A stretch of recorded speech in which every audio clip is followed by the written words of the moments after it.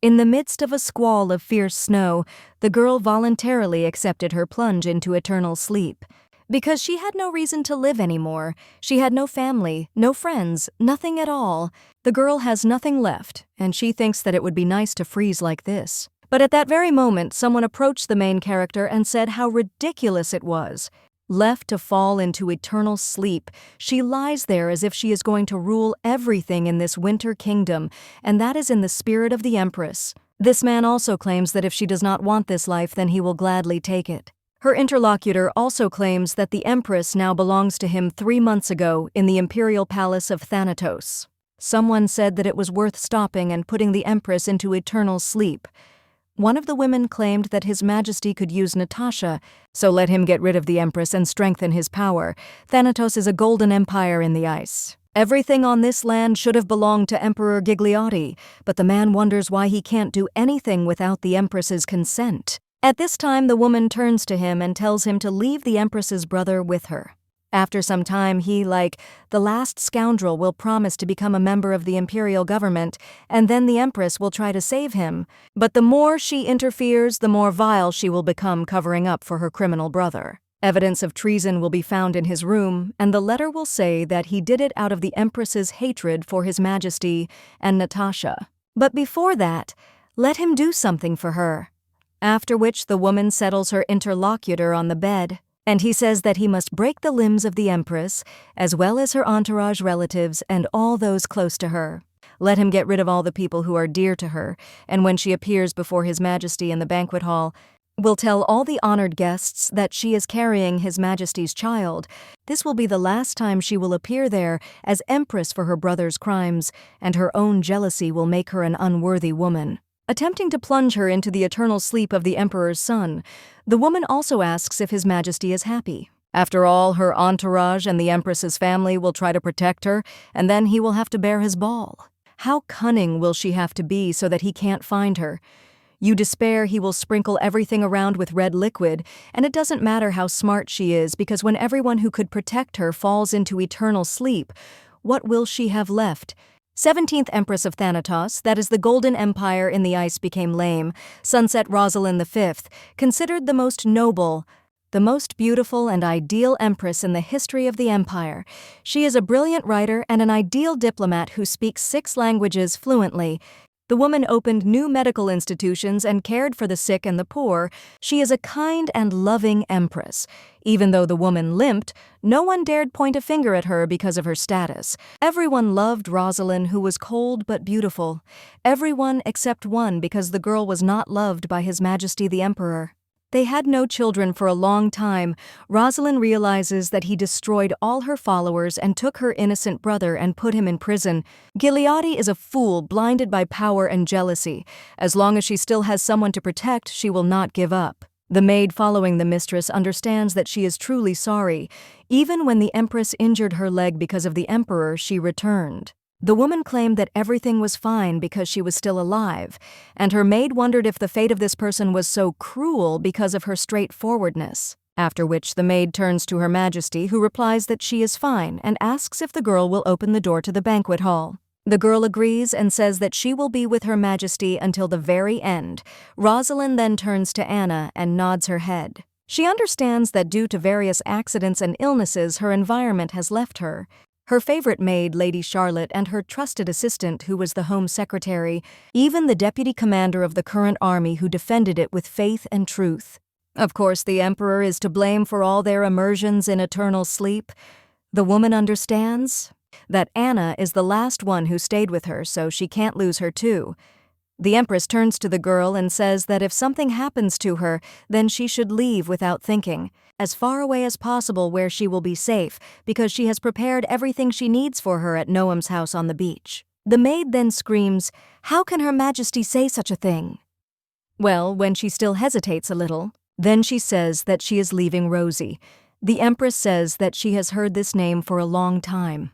And the woman asks the lady to be patient for just a few days, because Count Sorrento is also trying his best, and the Sunset family. But then the woman turns to Anna again and tells her to open the door after something and tries to hold back her tears. And opening the door, he announces that Her Majesty the Empress has arrived. At this time, the woman enters the hall and approaches the emperor. The man looking at her understands that she walked through the banquet hall with her firm gait and that she is such a terrible woman. He looks at the lady with disgust and wonders how she got to the banquet hall with a sore leg. His interlocutor claims that if her leg does not bend, this does not mean that she cannot walk.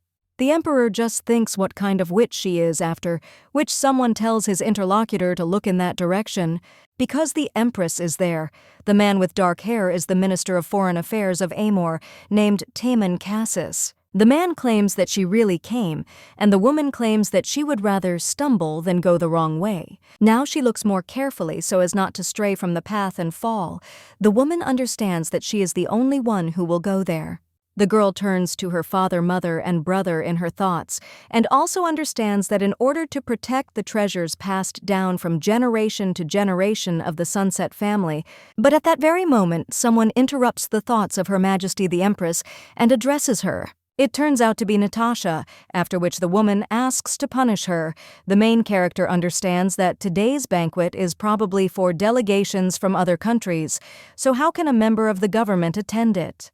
Rosalind asks what she is doing there, and the woman replies that if she hadn't said that she has a child from Her Majesty, then her brother, that is Count Kindly, would not have done anything to her. At the same moment, the aristocrats in shock ask if this is really the emperor's child, and if Natasha said this. The blonde claims that it is all her fault and asks to be punished.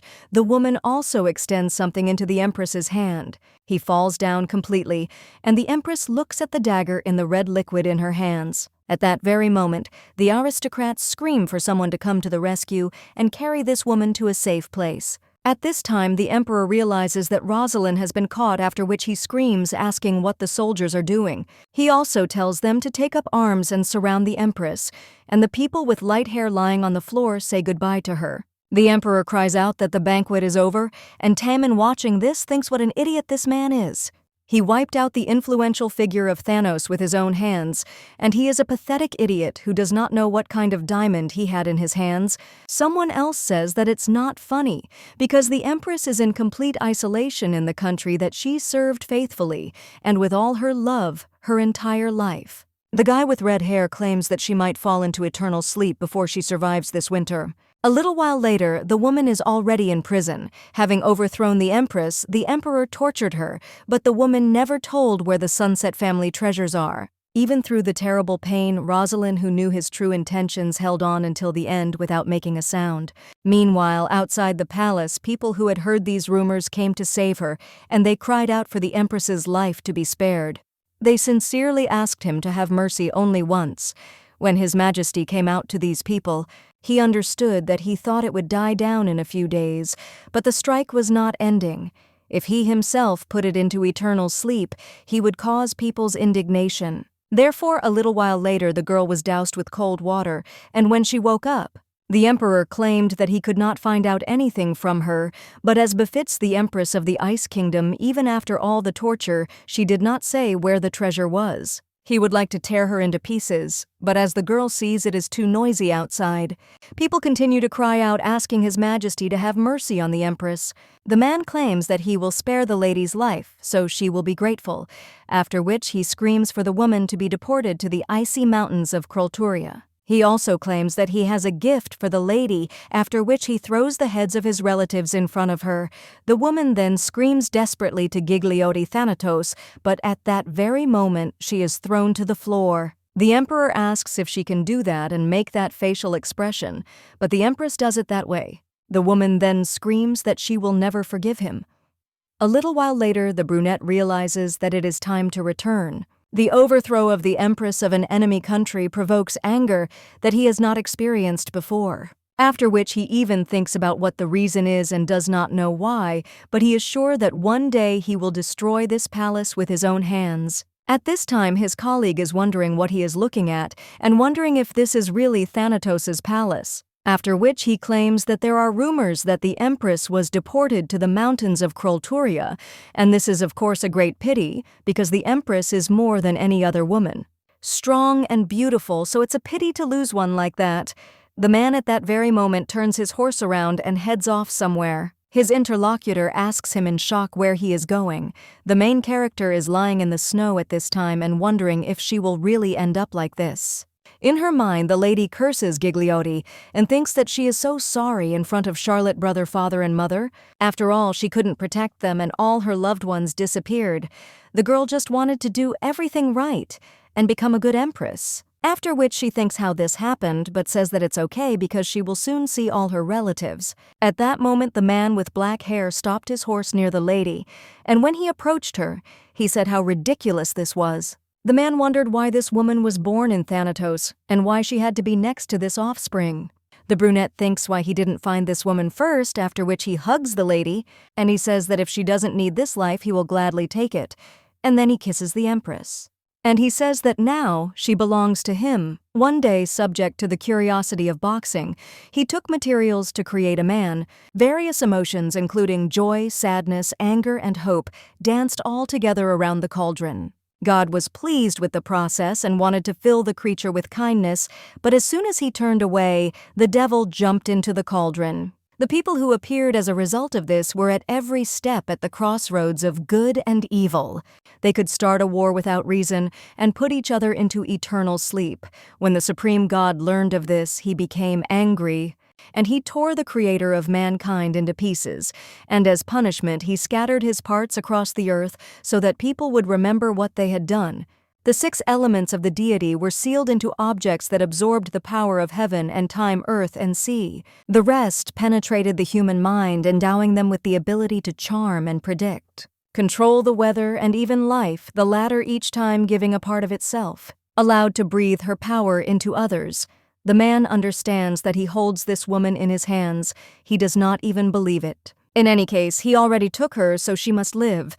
The man with red hair says that they will stay there. One of his colleagues says how cold it is there and wonders how the inhabitants of Thanatos can live in such conditions. After this, the guy tells them to do everything faster, but when he turns around, he sees Taman. After which he starts screaming who he brought, and did he really drag in a dead body? But the man is just heading to his tent. His interlocutor wonders if this guy has really gone crazy. The brunette at this time puts Lady on the bed, also remembers how the girl said that she does not approve of this. The woman wondered if they should be given an island in exchange for protection from pirates. She also claimed that if it were transferred to Amor, the territorial waters of Thanatos would be reduced by approximately 3,000 meters, and in addition it includes sea areas disputed with the Ligar side.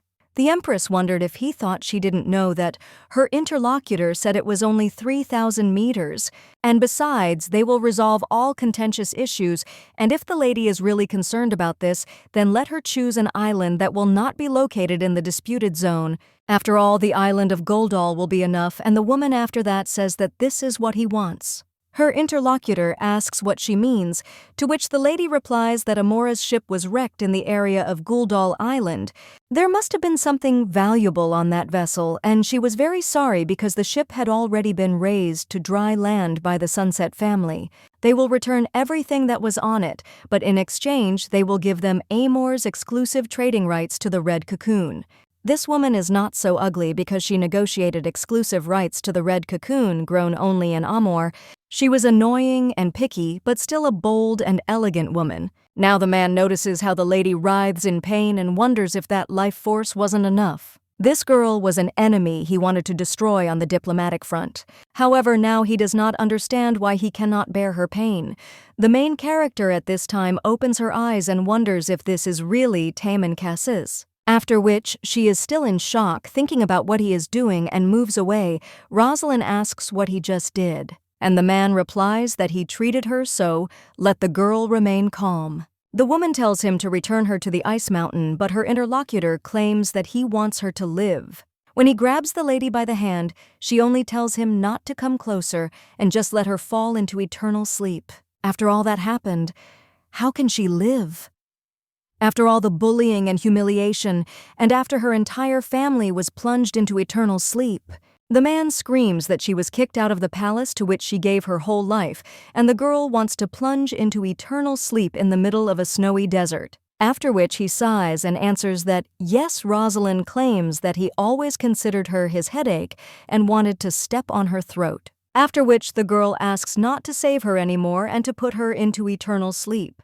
Taemin understands that this woman is worth the entire enemy country, and she is right in what was his headache. The girl has such a thin neck, but he could easily hurt her if he pressed on it. It can easily help her close her eyes, which no longer have the will to live. Well, he also remembers how the woman negotiated with him and the way she looked at him. After which he lets the lady go and states that since she herself wants this, he will not become her tool. He also kisses the lady's foot and she asks what he is doing.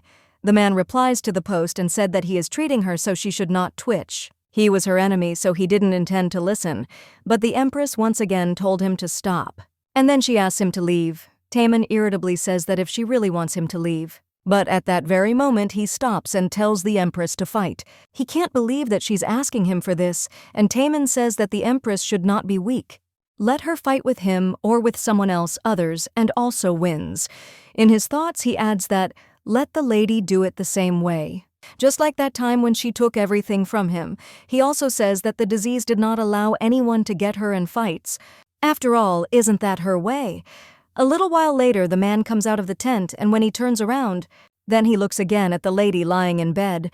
At this time, the emperor asks one of the servants if he is sure that the Empress is no longer alive. His interlocutor replies that yes, and the emperor asks how he can be so sure if her body was not found. His interlocutor says that they discovered red marks and they were probably left after an attack by wild animals. The man says that it is clear, after which he asks what will start the relics, but his interlocutor replies that they have not found it yet. It seems to him that it has been stolen a long time ago, but the emperor cries out that this cannot be. Until recent events she was with the Empress, so she could not hide her far away. His Majesty tells this man to search all places connected with the Empress, but find a relic, to which he replies that he will do everything as the blessed son of Thanatos commands. And then he leaves altogether, and the Emperor thinks that it's a curse, because it seems like he's going to vomit. The ability passed down from generation to generation to the rulers of Thanatos was the ability to enter into eternal sleep. This ability was placed on the head of the emperor as a legacy, along with the crown, and depending on the successor, it was expressed in different ways. Gilead's power was not that great, and he could only use it on people by infecting them with the plague, and condemning to a long and painful immersion in eternal sleep. In addition, each time this entailed certain consequences. Having recently destroyed the Empress's inner circle, Gilead suffered from a horrific reaction. Besides, he was never able to put Rosalind into eternal sleep in all this because of the wedding ceremony. Emperor Thanatos sealed the marriage by mixing his red liquid with holy water and giving it to the Empress to drink. This ritual was performed to ensure that under no circumstances would the couple point daggers at each other. Therefore, he tried to destroy Rosalind in another way, but due to the Sunset family's heirloom possessing divine power, he failed every time. Well, finally, he succeeded, and now the man begins to laugh madly. And he cries out that he feels so good. He also wonders if he did a bad job and now it's over with her. The emperor cries out that he did everything as needed, but at that very moment his portrait falls from the wall, and it hits the floor loudly, causing the emperor to scream. At that very moment, knights burst into the room and ask His Majesty what happened. They also wonder if the emperor is okay and what happened there. The man replies that nothing like that and asks to be helped up. He also curses this painting and tells it to be taken away, after which he sees all of his painting of the Empress. The man immediately takes out his sword and begins to cut her, screaming for her to fall into eternal sleep. When he runs out of breath, he looks at the cut picture and throws the sword, but at that very moment he grabs his head and screams Tamon. At this time he heads through the desert. The main character understands that it is very hot there, but it is still much more pleasant than the cold of the snowy mountains. The girl also thinks how much time has passed since the moment she accepted this man. The lady also looks at her hands and understands that even though she did not take any medication, well, she feels much better, so the girl wonders if this is really a man. But at that same moment, she understands that this cannot be, because this is something that has not been seen for several hundred years. This is the fifth divine element, so it simply cannot be in this person. But then Rosalind wonders what this rapid healing is about, and her interlocutor asks how the lady feels. The girl says that even though he saved her, she can fall into eternal sleep again at any moment. Her interlocutor says that it doesn't matter because he will save her again and again. A little while later, he reports that they are there and this is his country called Amor, after which they enter Gvinish, which is the capital of Amor. People immediately cry out that messengers have arrived, and this is the great Tamon. They are all happy, but the main character feels discomfort, after which the man turns to Ronasso, and he says that he has some other things to do, so let him report everything. Before his interlocutor can answer, the man is already galloping away on his horse. When he arrives at his home, someone turns to the general with concern. He also wonders if he came there straight away, after which he tells the girl to take care of the owner. He also wonders who the gentleman has brought, but the man only asks if he has prepared any water. His interlocutor replies that yes, and a little while later the man enters the room with the pool. He also says that from now on no one should be allowed in, and the door should be slammed. He then takes off his clothes and removes from the lady the cloak with which he had wrapped her. When he examines the Empress's body, he realizes that the bruises have completely disappeared. He also lifts the lady in his arms and goes into the water. The girl immediately comes to her senses. Her interlocutor claims that she has finally come to her senses, and the Empress screams, asking where they are. The man replies that this is his house and his bathroom. Rosalind realizes that she has certainly heard that everyone in Amor loves to swim because of the hot weather and the large amount of water. But how could a non-royal person have such a large private bathroom? The lady also looks at the hanger and notices a self-defense dagger there. The brunette wonders what she is looking at.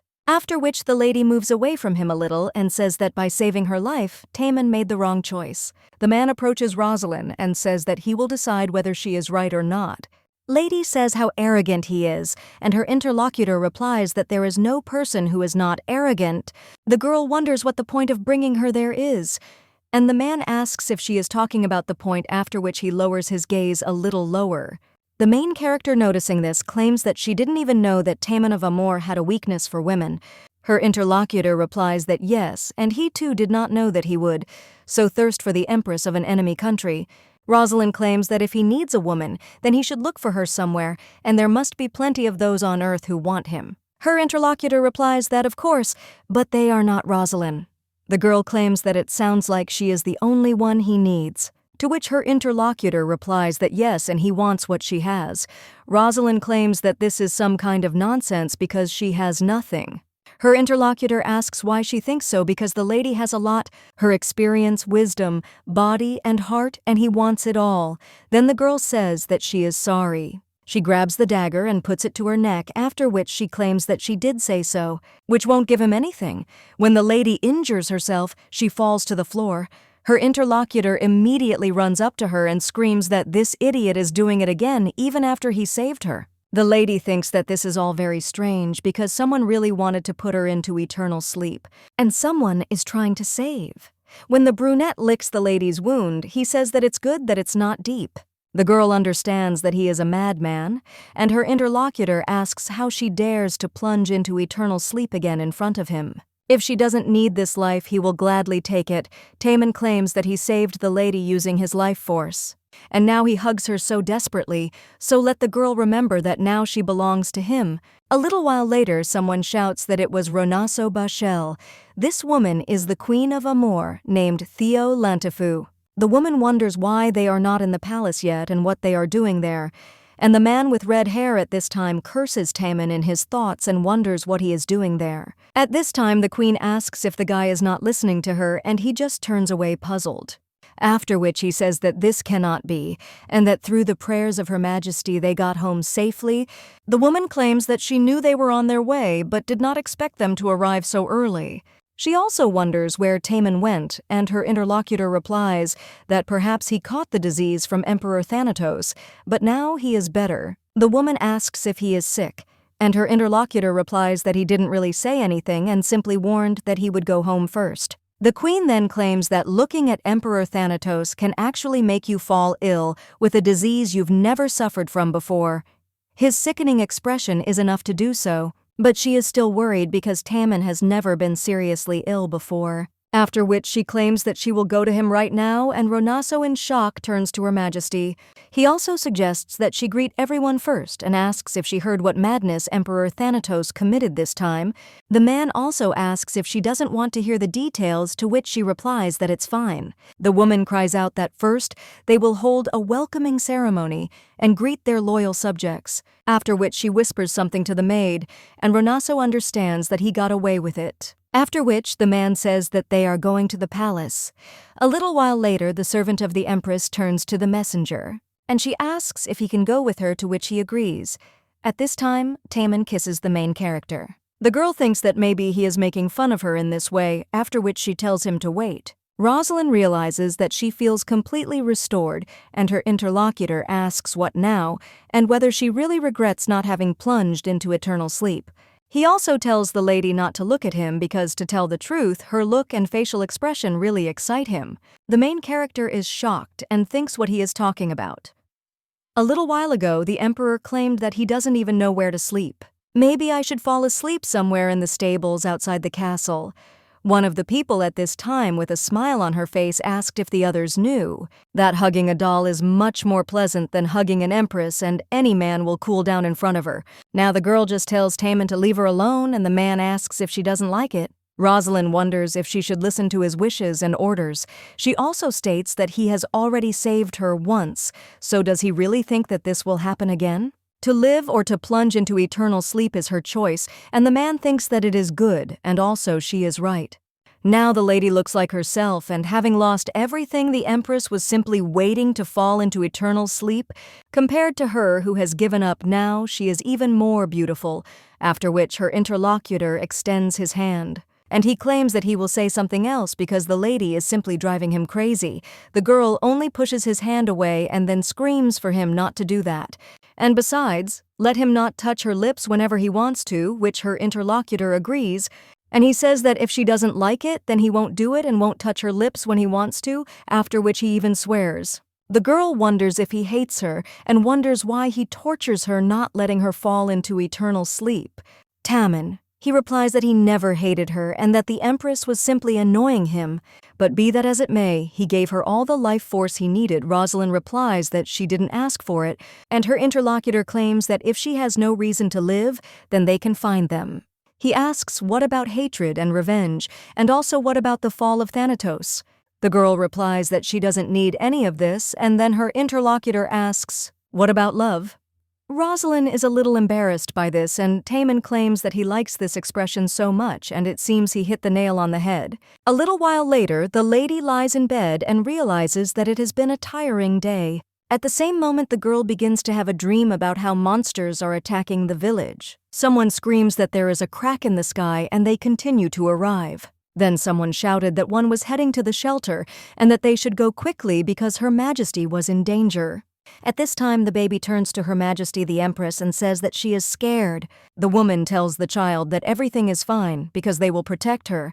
Rosalind also understands that she would not have thought that a breach would appear during an event at the orphanage. At that moment, a monster burst into the room, and the woman wondered how long they could hold out until the Imperial Guard arrived. Someone else said that the Empress shouldn't worry because he also knows how to handle a ball and it's a mere trifle. Well, when the monster approached him, the man screamed that it was so horrible. Then the monster turned to the Empress and was about to attack her. The woman understands that it is dangerous, but then dodges. However, her leg still suffers from the splinter that pierces it through and through. Rosalind almost makes a sound, but then closes her mouth and realizes that if she screams, it will be worse. These monsters are sensitive to sound, so you can't scream. The Emperor at this time screams, "Has this piece of beef really lost it?" And he will show him the power of the Emperor increased. At the same moment, the monster hit him in the stomach.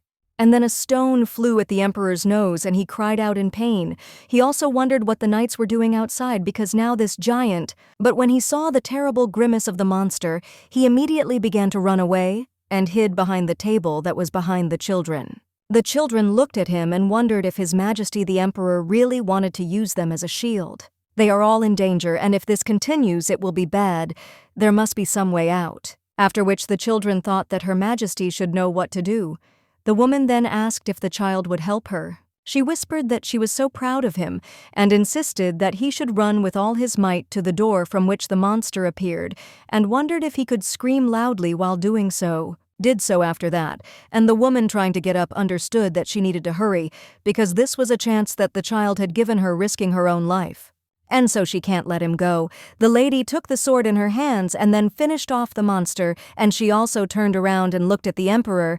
All the children looked at him with disgust, after which the man angrily claimed that he was the emperor of this country. And he was so glad that they were all safe, after which he asked why everyone was looking at him like that.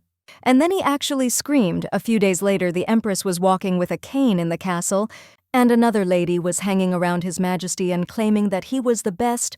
When they passed by her, the girl claimed that His Majesty was right because the empress really was limping. Digliotti. He replied that yes, and asked how one could remain arrogant in such a situation. Now the main character opens her eyes and wonders if this is a dream. The girl realizes that 3 years have passed, and she wonders if that child is okay. Before attending the banquet, she gave him a sacred relic, and it would most likely protect him, after which the lady understands that now she will also plunge into eternal sleep. But when the girl opens the door to the balcony, she sees the sea in front of her. She wonders if this is the same sea she heard about, and it turns out that such a world exists. Rosalind realizes that this is a nice landscape before death, and also mentally thanks Taemin for showing her this. But as soon as the lady is about to jump, someone grabs her. It turns out to be Taemin. And the man claims that now he will not leave his post even in his sleep. The main character says that he is like a violator. The man then takes her in his arms and states that if he thinks about it, he would like to change his position a little. He will heal her from any wound or illness that is. He will save her no matter what. But his method of treatment is somewhat problematic, and she knows it. Knowing this, to continue to do this means to want it. The main character in shock asks what he is talking about.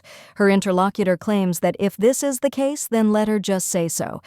Even if not, he will still listen to her. The lady immediately screams at him to stop talking nonsense, but the man only returns to the room and claims that since they are both awake, maybe they should take a walk. Rosalind screams that she doesn't want to, after which she says to be put on the ground. A little while later, the two are heading out on horseback, and the girl asks where Taemin is going. The man replies that he is going to a good place, after which he suggests the lady to hold on tightly, but the main character only turns away. The man understands that looking at how she recovers, he understands that his ability is not so useless. 5 years earlier, his body temperature began to rise sharply, and the disease of their family passed down from generation to generation befell him too. If he hadn't stumbled upon a worn-out manuscript in one of the corners of the family library, he would have plunged into eternal sleep without ever knowing that this was in fact the 5th divine element called life that had sunk into oblivion. According to the source, found the reason why no one has shown this supernatural ability since the time of the first heir. There was an inability to withstand it, and if the heat accumulates in the body over a certain period, there is no way to ask, but there is a great strain on the heart. The way to get rid of the heat is to let it out or share it with someone else. This could easily be solved by finding a woman. Oddly enough, he never took advantage of this, even when one of the ladies whispered in his ear. The man just thought how angry it made him, after which he got up and went outside. He thought about what a pungent smell there was. But if you think about it, the Empress's smell was different. At the same moment, Taemin wondered what he was thinking about. At this time, the Empress turns to Taemin, and he comes out of his thoughts and asks what happened. The main character claims that she asked where they are. Her interlocutor claims that these are his forest lands and he wants to show her something. When the girl steps onto the floor, she claims that she didn't know he was so spontaneous. The lady also asks what he wants to show her, and the man offers the lady to give him her hand, and then he will support her. Rosalind replies that she can go on her own, but her interlocutor says that the ground is damp, and if she steps on it, it won't be so easy to get out.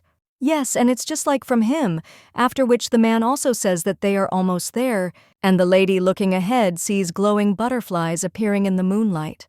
The man claims that they say they cannot live in cold places, and he has never seen them in her country. It takes 10 months for it to take its current form, and so the butterfly flies carefree for 10 days and mates for 2 days. After 3 days, she lays eggs and dies, and the butterfly has such a short life. The main character claims that it is so amazing because they look like dancing stars. The man at this time asks if she knows why they glow. It is a very simple, though important reason. After which he claims that this is life, and in order to squeeze out, they desperately flap their wings and emit light, showing that they are there and asking to look at them. The main character claims that even if they leave offspring, they still die. But her interlocutor claims that it is different to plunge into eternal sleep, leaving behind an inheritance, or simply turn to dust. The difference between these two things is very big, and the girl understands that is, she can plunge into eternal sleep without doing anything, or leave something behind. A little while later, a guy with red hair rides a horse. He understands that they have a problem because last night when the feast took place, then the queen offered a drink, after which she turned to Renaso and claimed that she had heard the general had brought something from Thanatos. The woman asked what it was and that it was just her curiosity, but her interlocutor claimed that Her Majesty had misunderstood. He also claimed that he was not feeling well and would be away for a short while. Now riding on a horse, he understands that the queen already knows, so he does not understand what this Taemin is thinking about. When he arrives at the man's estate, he screams for everyone to get out of the way.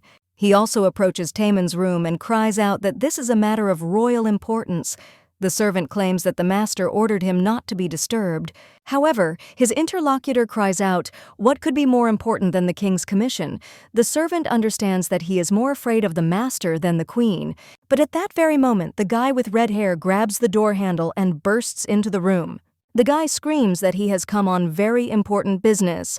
But at that very moment, a dagger flies past his face. The brunette tells him to go away, and his interlocutor understands that he thought so that the gentleman is with this woman. This is the Empress of Thanatos declared to be immersed in eternal sleep. At this time, Taemin says that since the guy ignored the dagger flying at him, it doesn't matter to him whether he will lose an eye, after which he tells Renaso to get out.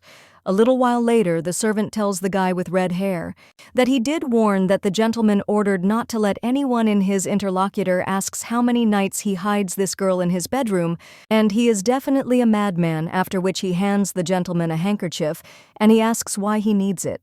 After which the butler points to his cheek and claims that he has red liquid on his cheek.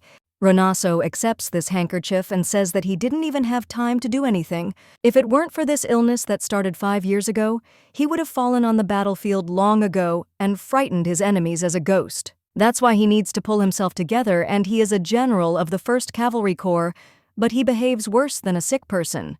Taemin, Theo, and him have been friends since childhood when they were still studying.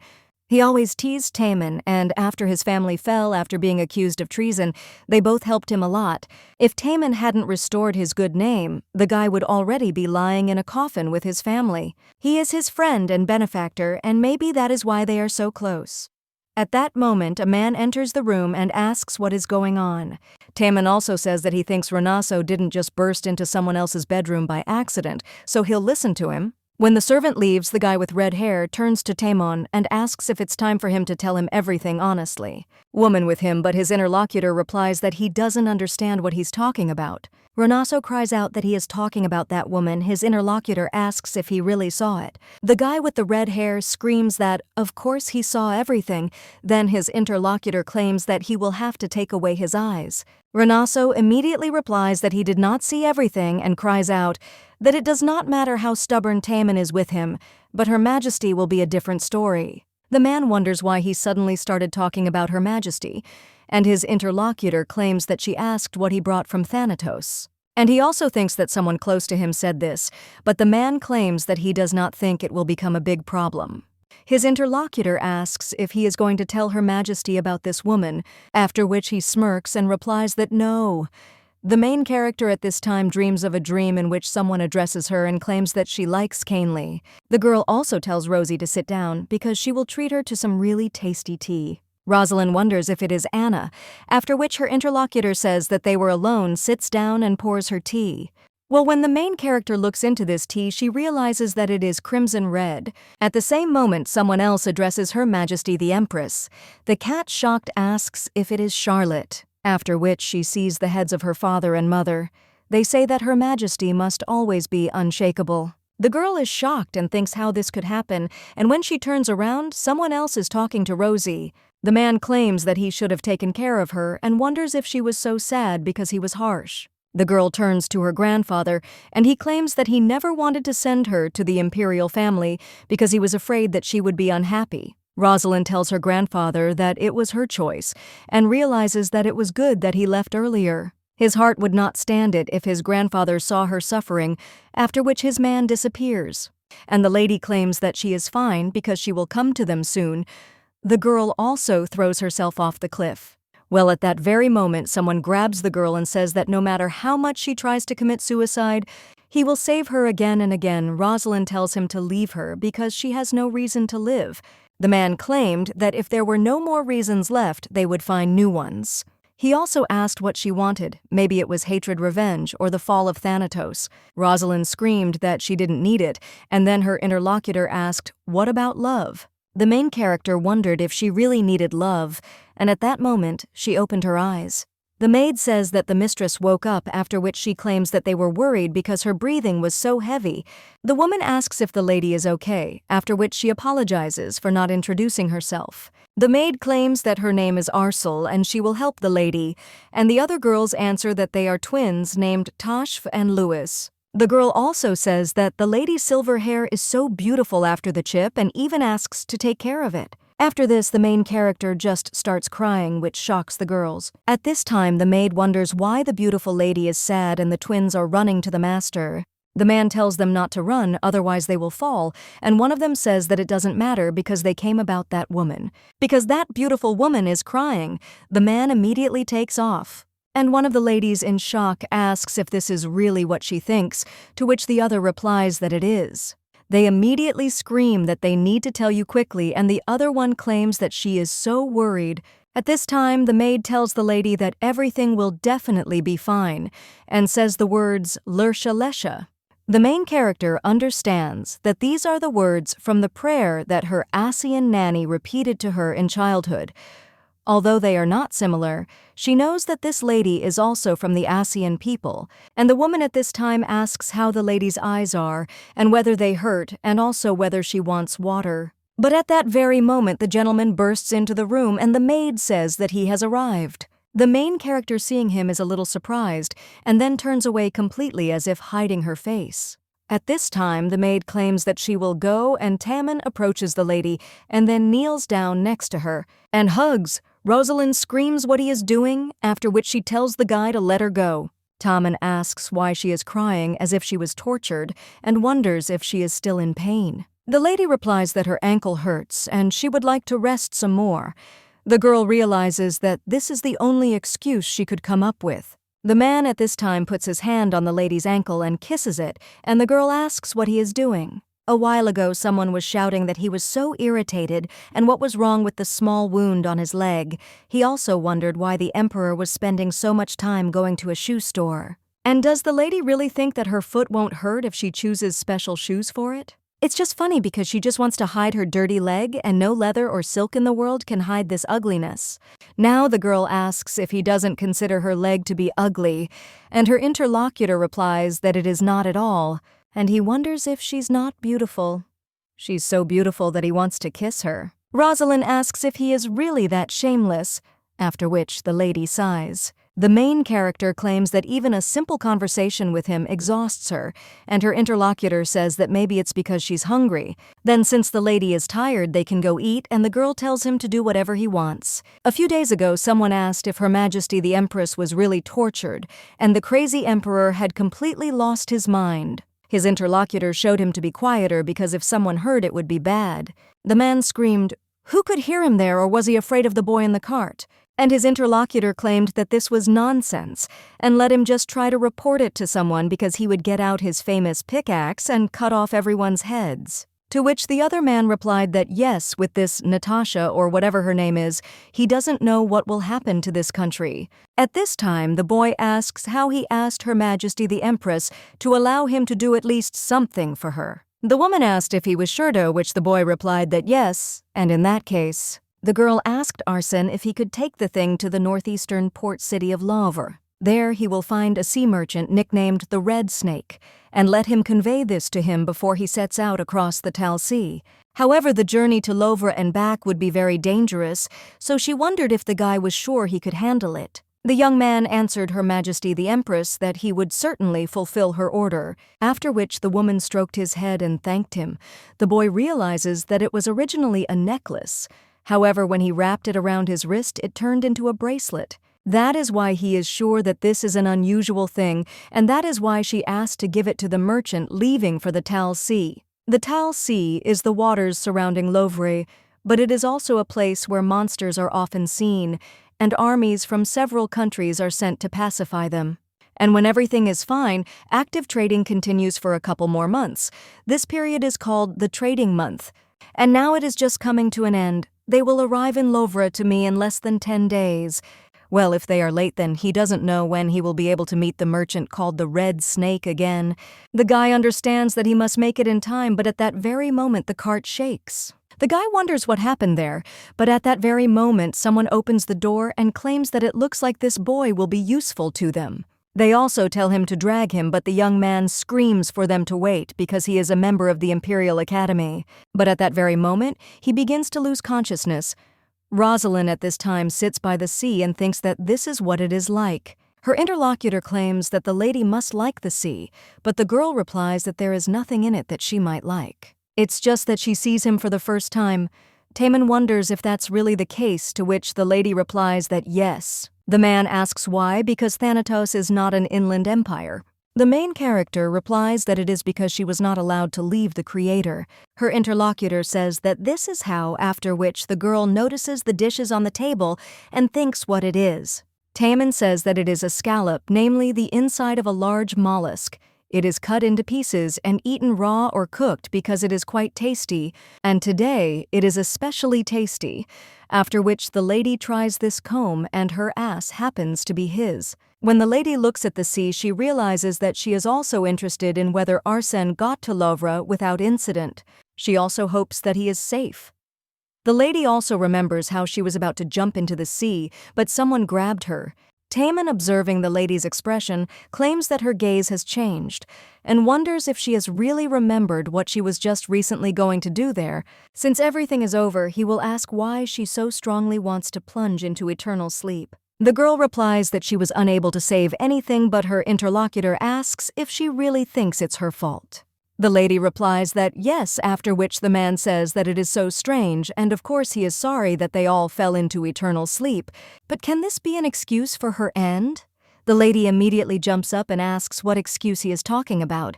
The man replies that the unforgivable sin is that she could not save them all. But who said that for all this and for the immersion of her loved ones into eternal sleep, she should pay with her own life? Or she thinks they wanted her to end. Rosalind claims they didn't want to go into eternal sleep, and her interlocutor claims that their immersion into eternal sleep was unfair, but does it really matter now? And the girl is so heartless, but the woman screams that it is not, so Taemin claims that if it were him, and if he had gone into eternal sleep protecting the person he loved, who would later blame himself for his end. He would even come back from hell to say that he is okay, and wants this person to live peacefully because it is not his fault, so that he can continue his life brighter than anyone else and happier than anyone else. At this time, the emperor feels his feet sinking into some kind of liquid and wonders what kind of place this is. It's so damp and awful there, after which he cries out whether there is anyone there. At that moment, his father turns to him. He says how pathetic he is, and if he had another child, he would never leave the throne to him. The man also wondered if this was their golden empire and this pathetic guy was the ruler. Because he lacked the spirit, he prayed for his marriage to the duke's daughter, who would become a worthy empress, so that he could consult with her about all matters and in no case decide everything himself. The man also asks if his son understood. After all, he is a poor worm who was lucky enough to become an emperor. The guy then runs away and screams about what he is missing and where he is. At that moment, he runs up to the empress, and when she turns around, the guy screams in shock. That she shouldn't be alive?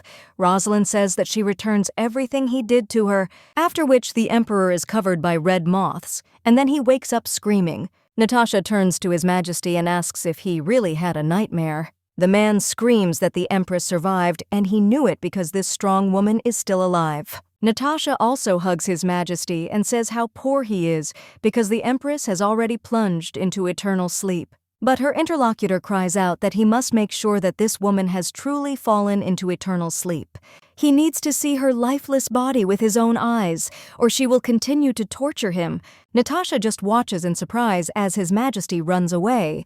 She understands that the further he goes, the more selfish the Emperor becomes. She thought that if the Empress disappeared, then everything would be fine. But why does the woman understand that it doesn't matter? Because one day all this will belong to her baby. Let him be born soon and get rid of his stupid father. Until then, his mother will arrange everything. The main character at this time is still looking at the sea, and her interlocutor claims that he made it up. The girl asks him what he is talking about, after which the man says that he came up with a new name for her. The guy straightens the lady's hair and says that he will call her Aranrosia Aisha. The girl asks what this means, and her interlocutor replies that he won't tell her. After which the man stretches out and says that it is so hot and sleepy there, so he needs to sleep. He also extends his hand to the lady, and she asks why Taemin only offers her to go to bed together, but the girl replies that she does not want to sleep. The man says that then she should just lie down and rest and he will sleep. Rosalind says that, to be honest, she misses their sea more. Taemin says that she did say it after all, after which she lets go of the lady's hand and the main character is silent for a while. Well, at that very moment the guy takes her in his arms and the lady screams, "Why did he do that?" Taemin, he replies that they will get there faster this way, but his interlocutor screams, "Where is he going?" and says that Taemin Crassus let her go. The man says it's so nice and invites the lady to continue calling him, but the girl only claims that she hates him. Her interlocutor claims that one day people will shout about how much they love him, and the very thought of this takes his breath away. A little while later, he claims that they are almost there, and the girl asks where they are, after which she looks at the beautiful views of the sea from the window. Taemin claims that she can lie down and look at the sea, and he will sleep and hold it in his arms. Aranrosia, from the ancient language of Amor, means beautiful sea. A little while later, the main character realizes that this guy sleeps more quietly than she imagined. The girl also remembers how he asked if this could be a justification for her to fall into eternal sleep, after which the lady thinks what to do and also remembers the words that it is not the fault of that person, therefore he would like him to live his life brighter than anyone else, happier than anyone else. The lady understands that, because of this guy, she does not want to fall into eternal sleep. A little while later, the girl notices that Taemin is writhing in pain, after which she turns to him and asks what is wrong with him and where it hurts. The girl also understands that he is all on fire. A little while later, the man is already getting out of bed. Aranrosia screams, asking what is happening to him and tells him to stop at this rate. He will plunge himself into eternal sleep. Well, her interlocutor screams at her not to come closer, and she stayed in place, after which she again feels terrible pain. The main character understands that he continues to hold his chest, and maybe this is his illness. One of every generation of the Crassus family suffers from the disease, and she had heard about it but did not think it was so serious. The lady thinks what to do, and Taemin understands that he needs to hold on so as not to lose his mind. Otherwise, he will not be able to fulfill the promise he made to her. Written in the book, but without details, and giving life force to another person who is not connected to him by ties can be dangerous.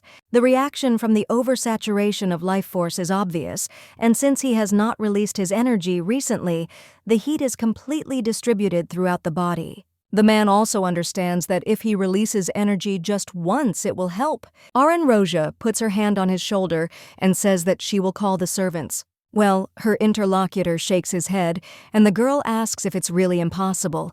The lady also wonders if it's because of his ability.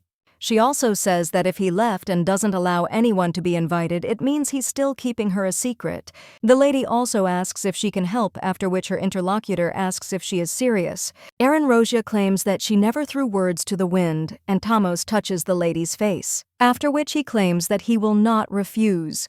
Then, the next morning, the girl screams for him to stop. After all, she is going to sleep, but her interlocutor kisses the lady's neck and says one more time. Aranrosia once again claims that she wants to sleep and asks him to stop. The lady understands that she first said that she would help, but she didn't think that he was so insatiable. However, now he looks much better, and the girl thinks what a relief this is, after which she closes her eyes. Taman turns to Rosia and realizes that from a distance she seems so cold. But if you look closer, she is no stranger to flirting and she is a very attractive woman. When he holds a lady in his arms like this, he doesn't need another paradise. A little while later, the man wakes up from that someone screams for His Majesty to wait. Theo says that the butler should not make such a conventional appearance. After all, he is not Taman's slave and he is not stupid. But at that very moment, the door of the room opens.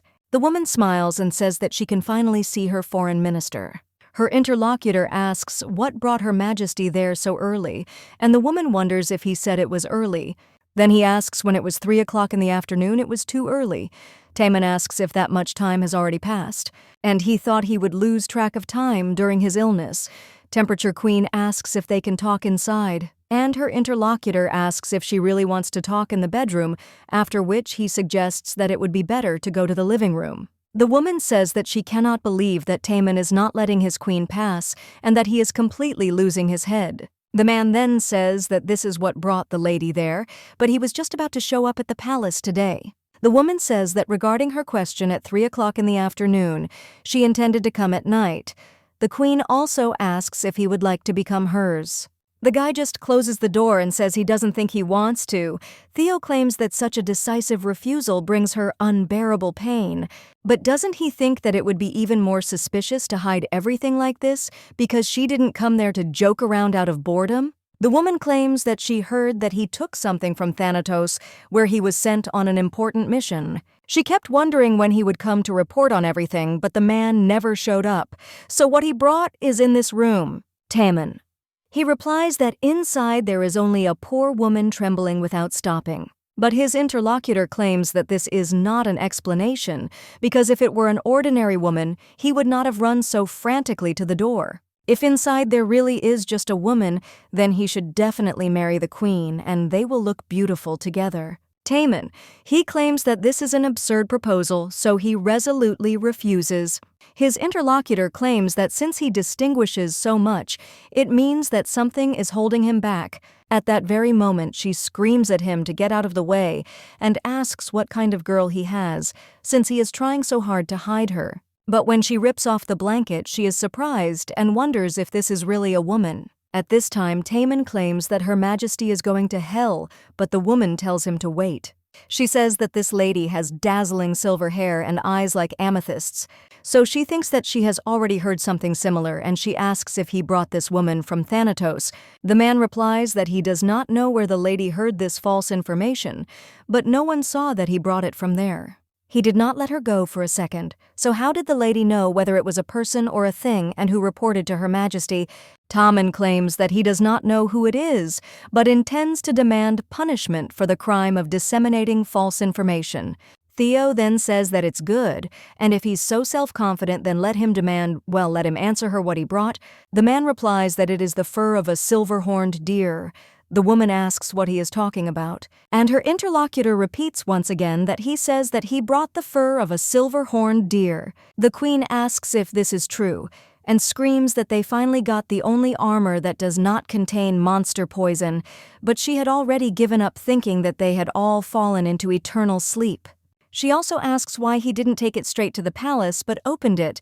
Her interlocutor asks why the Empress thought he was going to give this fur to her, and after all, he didn't get it easily either.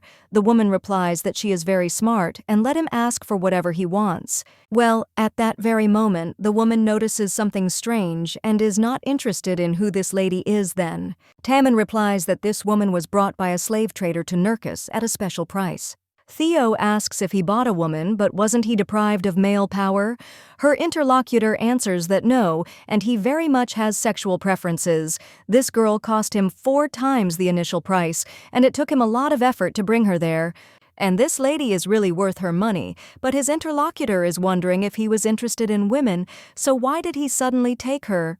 Taman answers that there are many reasons, but the most important one is because she looks a lot like someone. The queen replies that this makes sense, because even though she has not met her personally, this girl looks like Empress Thanatos. The woman also asks where this lady is from. The main character is a little silent, after which she pulls Tamon towards her and asks in a foreign language if this is really his wife, and now she will kick her out. The man wonders if this is the language of Hirusha. Is it just a coincidence, or did the girl do this, knowing that the queen was lenient to the people of Hirusha? Tamog replies that this is the queen of this country, and his silver foxes have nothing to fear. She can be sure that he does not have a wife, but the queen asks if this is really a slave from Hirush. And her interlocutor says that she looks similar, but he is not good enough in this language to say for sure. Theo asks how a girl from Hirusha became a slave and ended up there, and also asks what her name is. The main character apologizes and claims that she is not very good at speaking the official language, after which she asks if she can repeat the question. The woman claims that she asked her name. The girl replies that her name is Aranrosia, after which she repeats this again, and the man wonders if she knows that in the ancient language of the long-forgotten Amor, she became the sea because this name means the most beautiful sea. A little while later, the lady realizes that she is so tired. The girl also remembers how the queen asked if Tamon was not deprived of male potency. The lady understands that from her point of view, he is a lustful pervert and a real monster. Well, that's why she doesn't know how he has lived until now, if everyone thinks that he is not interested in women. The girl also thinks what relation all this has to her. Aranrosia remembers what happened yesterday, and she realizes that he looked so exhausted that she didn't want to help him. Taemin gave her life, and she gave herself to him only once, after which the girl understands that he was talking about the silver deer. They are difficult to breed because they are very formidable and solitary. The former emperor found a way to breed silver-horned deer, and he sent children to the herd of deer. And those who managed to survive among them tamed these wild animals. These children were called Lagoresi. And now there are only 2 representatives of these people left, namely the siblings named Mir and Lucinia. The girl remembers how they said that they would follow the instructions of the empress and therefore asked to have mercy on them. Let her also take pity on the deer that are being hunted indiscriminately and protect them from the emperor. The woman promised that as long as she was alive, she would protect them. Now she understands that she must do something for them. Well, at the same moment, someone else wonders what the lady is thinking about. Taemin also asks if his silver fox was so lost in thought that she didn't notice him walking around. She wonders if the lady was worried that she might be found out about the woman telling him to stop because she doesn't want to be treated like a slave in his bedroom. Taemin asks if that's true, and he wonders if she prefers being treated like his lover. The man asks if this isn't a quick increase in her status, and the main character replies that as she said she's in black, she hates him. Her interlocutor asks if she is reacting too harshly for someone who doesn't like him. He also wonders if it is possible to intertwine bodies with those he hates in unbridled passion. Or he is wrong, after which the lady asks what he wants. Her interlocutor claims that it seems that last time he already gave an answer to this question, after which he wonders if he seemed insufficient to the children. The main character remembers how the man said that he wants her experience wisdom, body, and thoughts, and he wants everything that she has. Now the lady smiles and then asks if he really wants her to, which her interlocutor replies that she definitely remembers. Aranrosia asks what the catch is, and the man tells her not to even try to doubt him, because he is not playing any games with her. Well, let the girl know one thing, and that is that she is already in his hands no matter how much she doubts and pushes him away, but she can never leave him. A little while later, the 2 are sitting on the balcony again, eating. The girl asks if what happened yesterday will happen again, to which her interlocutor replies that it is possible. The lady asks why and whether it is because of his strange ability, to which he replies that perhaps it is so. Aranrosia, he says that if that's the case, then it means his power has gone out from under him control when he saved her, to which he replies that she is partly right. And the girl asks what she did wrong, to which her interlocutor replies that firstly, the reason why his power got out of control, that he did not put it into the person he imprinted. The girl asks if his power is not a divine gift, and she hears about the concept of imprinting for the first time. Her interlocutor replies that it is a little different, and before he acquired this power, he did not even know about these conditions. The girl asks if a disease that is passed down from generation to generation could be his ability. The man replies that he likes the lady's intelligence, and the girl asks if yesterday's incident will happen again, if imprinting occurs. Her interlocutor replies that it is possible and he has never had such deep feelings for anything before, so he doesn't know. But now he feels that if he doesn't do this, he won't last long. Aranrosia then suggests hurrying up, but the man replies that it's not that easy. As she could see, his power is transmitted through close contact or body fluids. This means that he must have a permanent close relationship with the imprinted person. The main character says that his power, like him, is absolute shamelessness, and her interlocutor puts his hand on the lady's hand and tells her to look. After all, he is so hot and full of strength, and because of his strength he cannot build his relationship with just anyone. Aranrosia understands that just like when he saved her at that moment, when the two bodies merge, his power will enter the body of another person. Now the interlocutor says that if he had promiscuous relationships, his power would manifest itself everywhere and get out of control more often than it did yesterday. The guy also understands that mixing bodies does not mean mixing abilities, but if he hadn't told her about it, it wouldn't have convinced her. So the man says he won't hold any woman's hand, and last night they paused that process so he'll be okay for a while. The main character after this only takes back her hand, and Taemin says it's funny. And he wonders if she hates him so much that she wants to put him to sleep forever. By the way, he saved her of his own free will, and the lady looks like she's experiencing guilt. Aranrosia. She replies that this is not true, after which the man tells her not to worry. After all, he doesn't want to see the lady eat herself, and it's not her fault.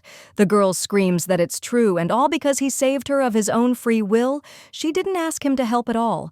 The man asks if this is true, and then wonders why there is regret on her face. This means that she still feels responsible for this, and then the man claims that only he is responsible for his actions, after which he asks to be allowed to capture Aranrosia. A little while later, someone claims that they should leave right now and they will sail away when they finish loading. At this time, the guy is wondering if this is really a cage, and when he looks out from behind it, he realizes that he is on a ship. The young man also wonders if these are slave traders. They let him out and wonders if they even know that kidnapping and selling people into slavery is illegal. One of the men says that this boy is so noisy, and the other one wonders why he doesn't behave more quietly or whether the boy wants to go overboard right in this cage. The boy then screams for the Lord to let him go and claims that he is from the Imperial Academy.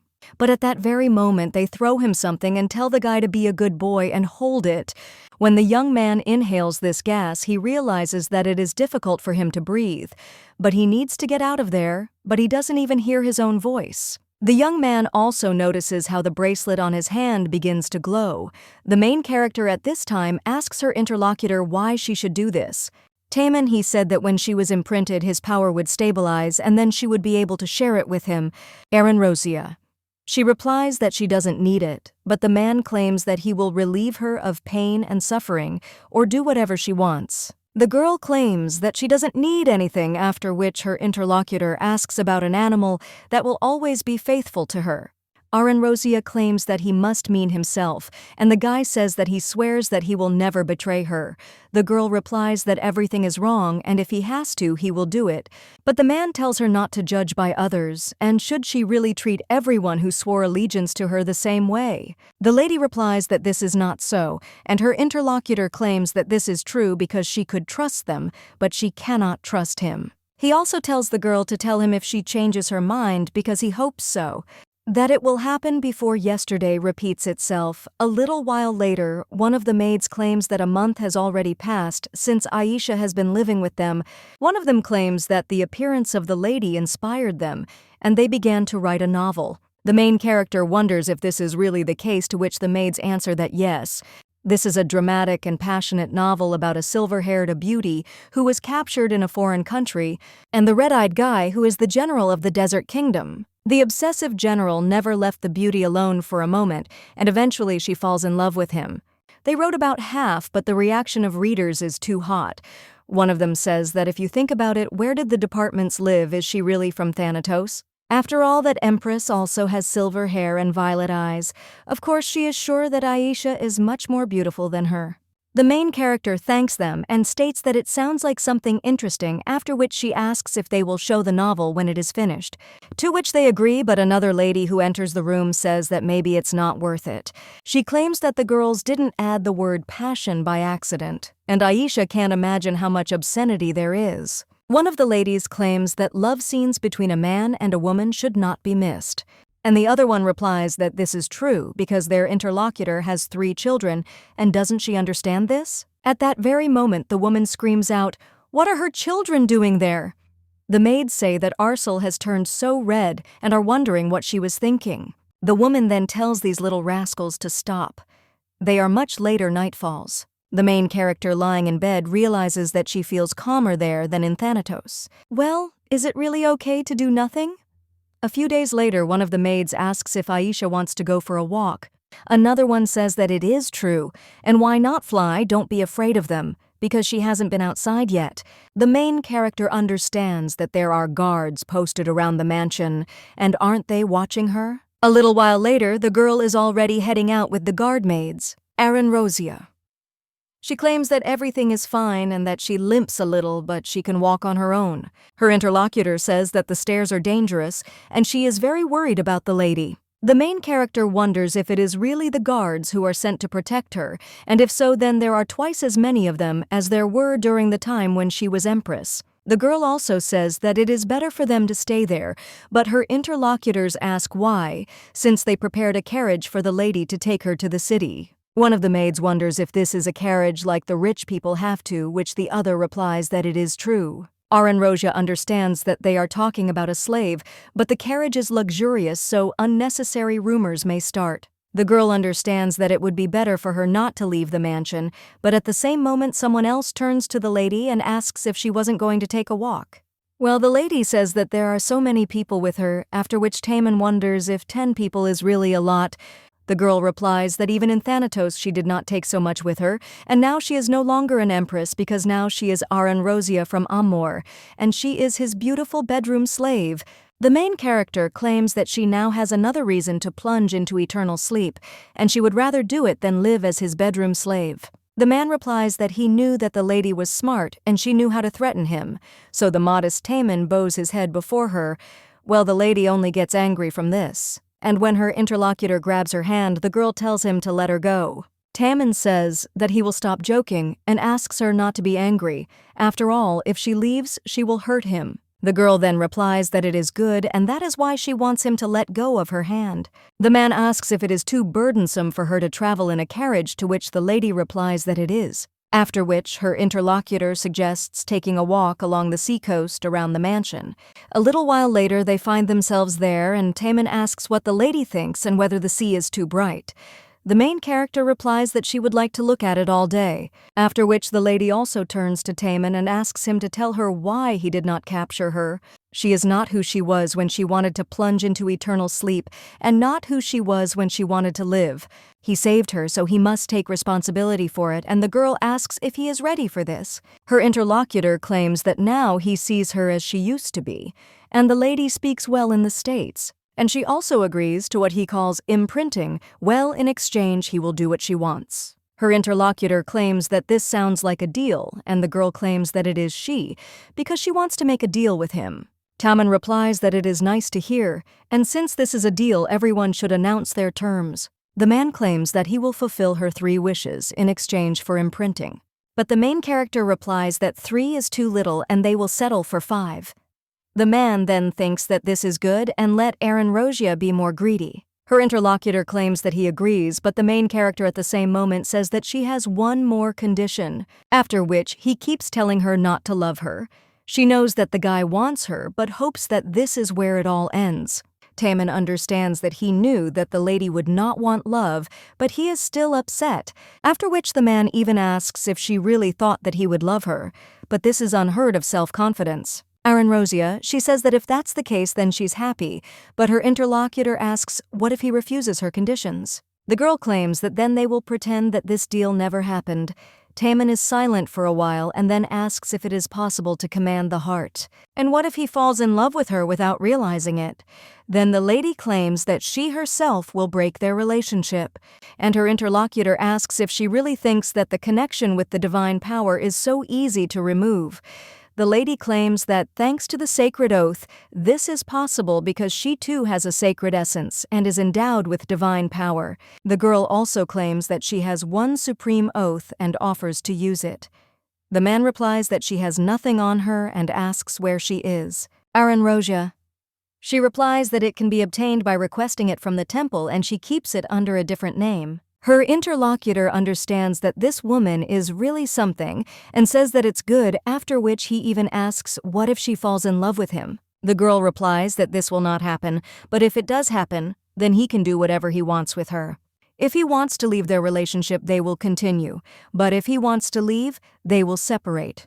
Taemin says that he likes it, after which the lady offers to formalize their deal.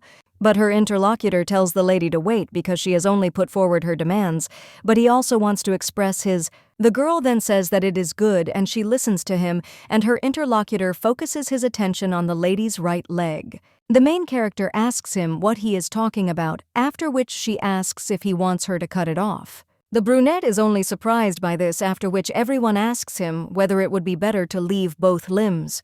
The main character asks him what he is talking about and wonders why he needs this useless thing at all. Her interlocutor claims that then both, and let the lady say that she will give her to him. Aranrosia agrees in response to this, after which the guy approaches the lady's feet and says that this is wonderful. After all, from that moment on, this leg belongs to him, and the main character understands that now she is even more sure that he is a pervert. At this time, the emperor suffers in Thanatos' castle. He cries out that the medicine does not help and asks to give him something else. But the servant answers His Majesty that the doctor said that any other medicines will only worsen the symptoms. His interlocutor curses this guy and claims that his heart is about to break and he has to endure it.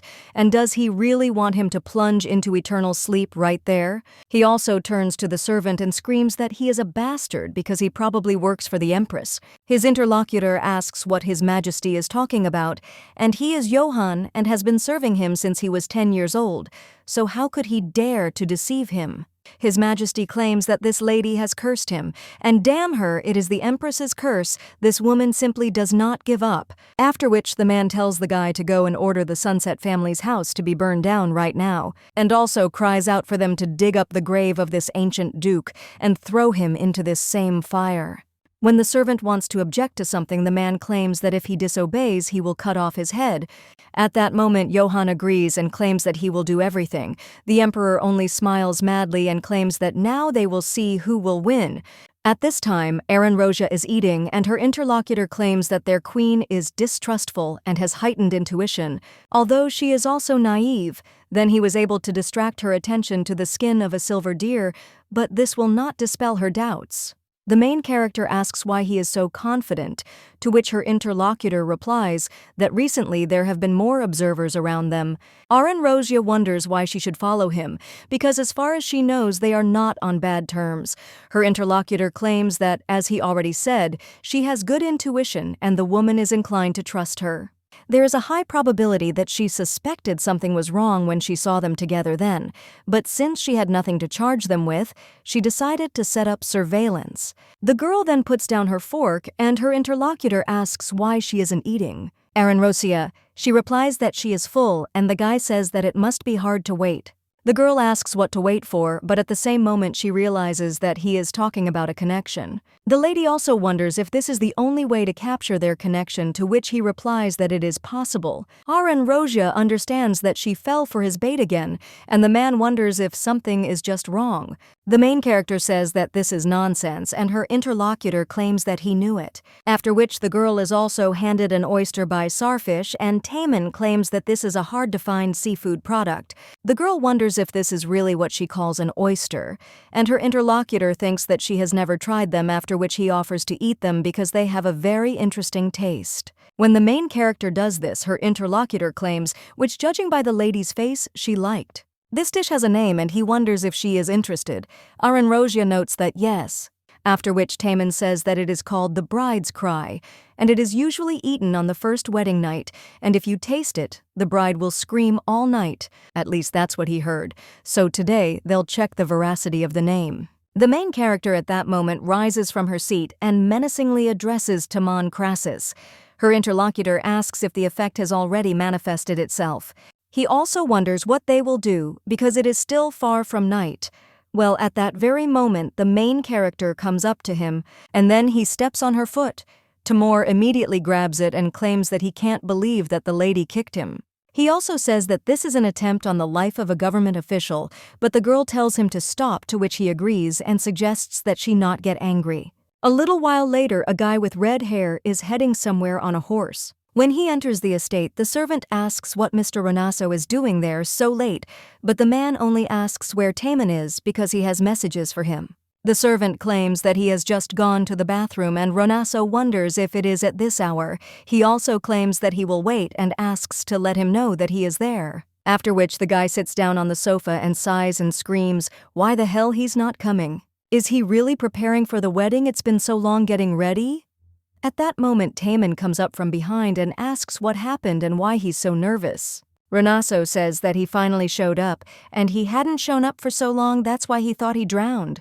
The guy with red hair also notices the smell and wonders if Taemin took a bath with conditioner, and also if he doesn't like the smell of the water. Taemin claims that people change, after which he asks what he wanted.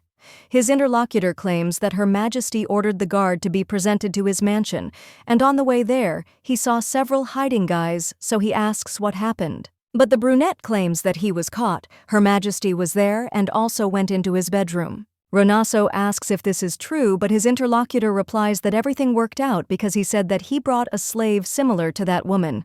The guy with red hair asks if she believed it, and she replies that if that were the case, there wouldn't be so many people outside. His interlocutor says that that's it and wonders what he will do, because if Her Majesty finds out that this girl is the Empress of Thanatos, she will not let her go so easily.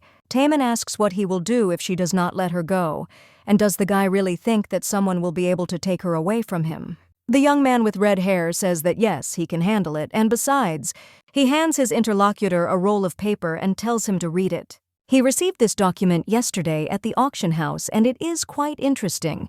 Says there that the connection with the woman must be imprinted before the 6th moon rises and the 5th night ends, and to save the iron child who crossed the sea before he reaches land. If he is not saved, the woman's treasure will again fall into the hands of death.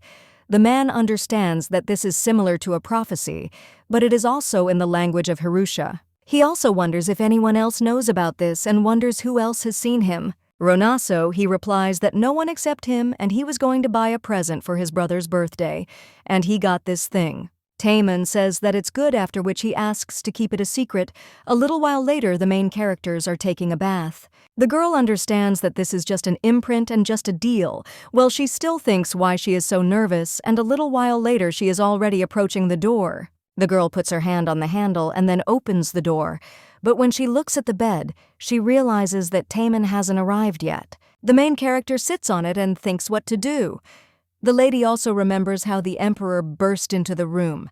He was not sober and screamed what kind of lifeless body this was and how he could touch someone so pale, after which he became angry and screamed that she knew how much this suffering look irritated him. And the purple color of the inanimate after the chip, the man screamed, so that she would not look at him because she had neither emotions nor joy. And she is no longer alive, that is why she is silent.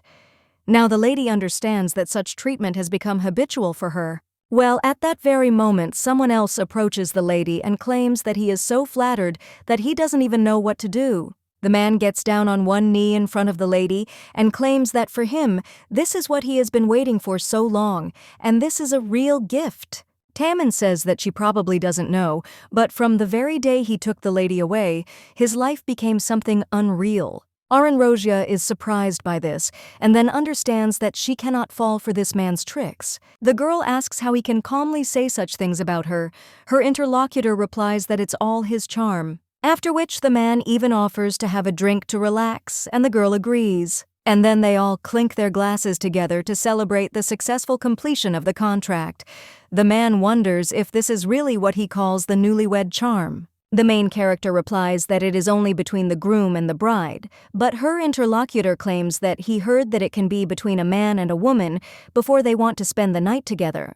He also asks if he is wrong, to which the lady replies that he is, but wonders if this is a romantic moment.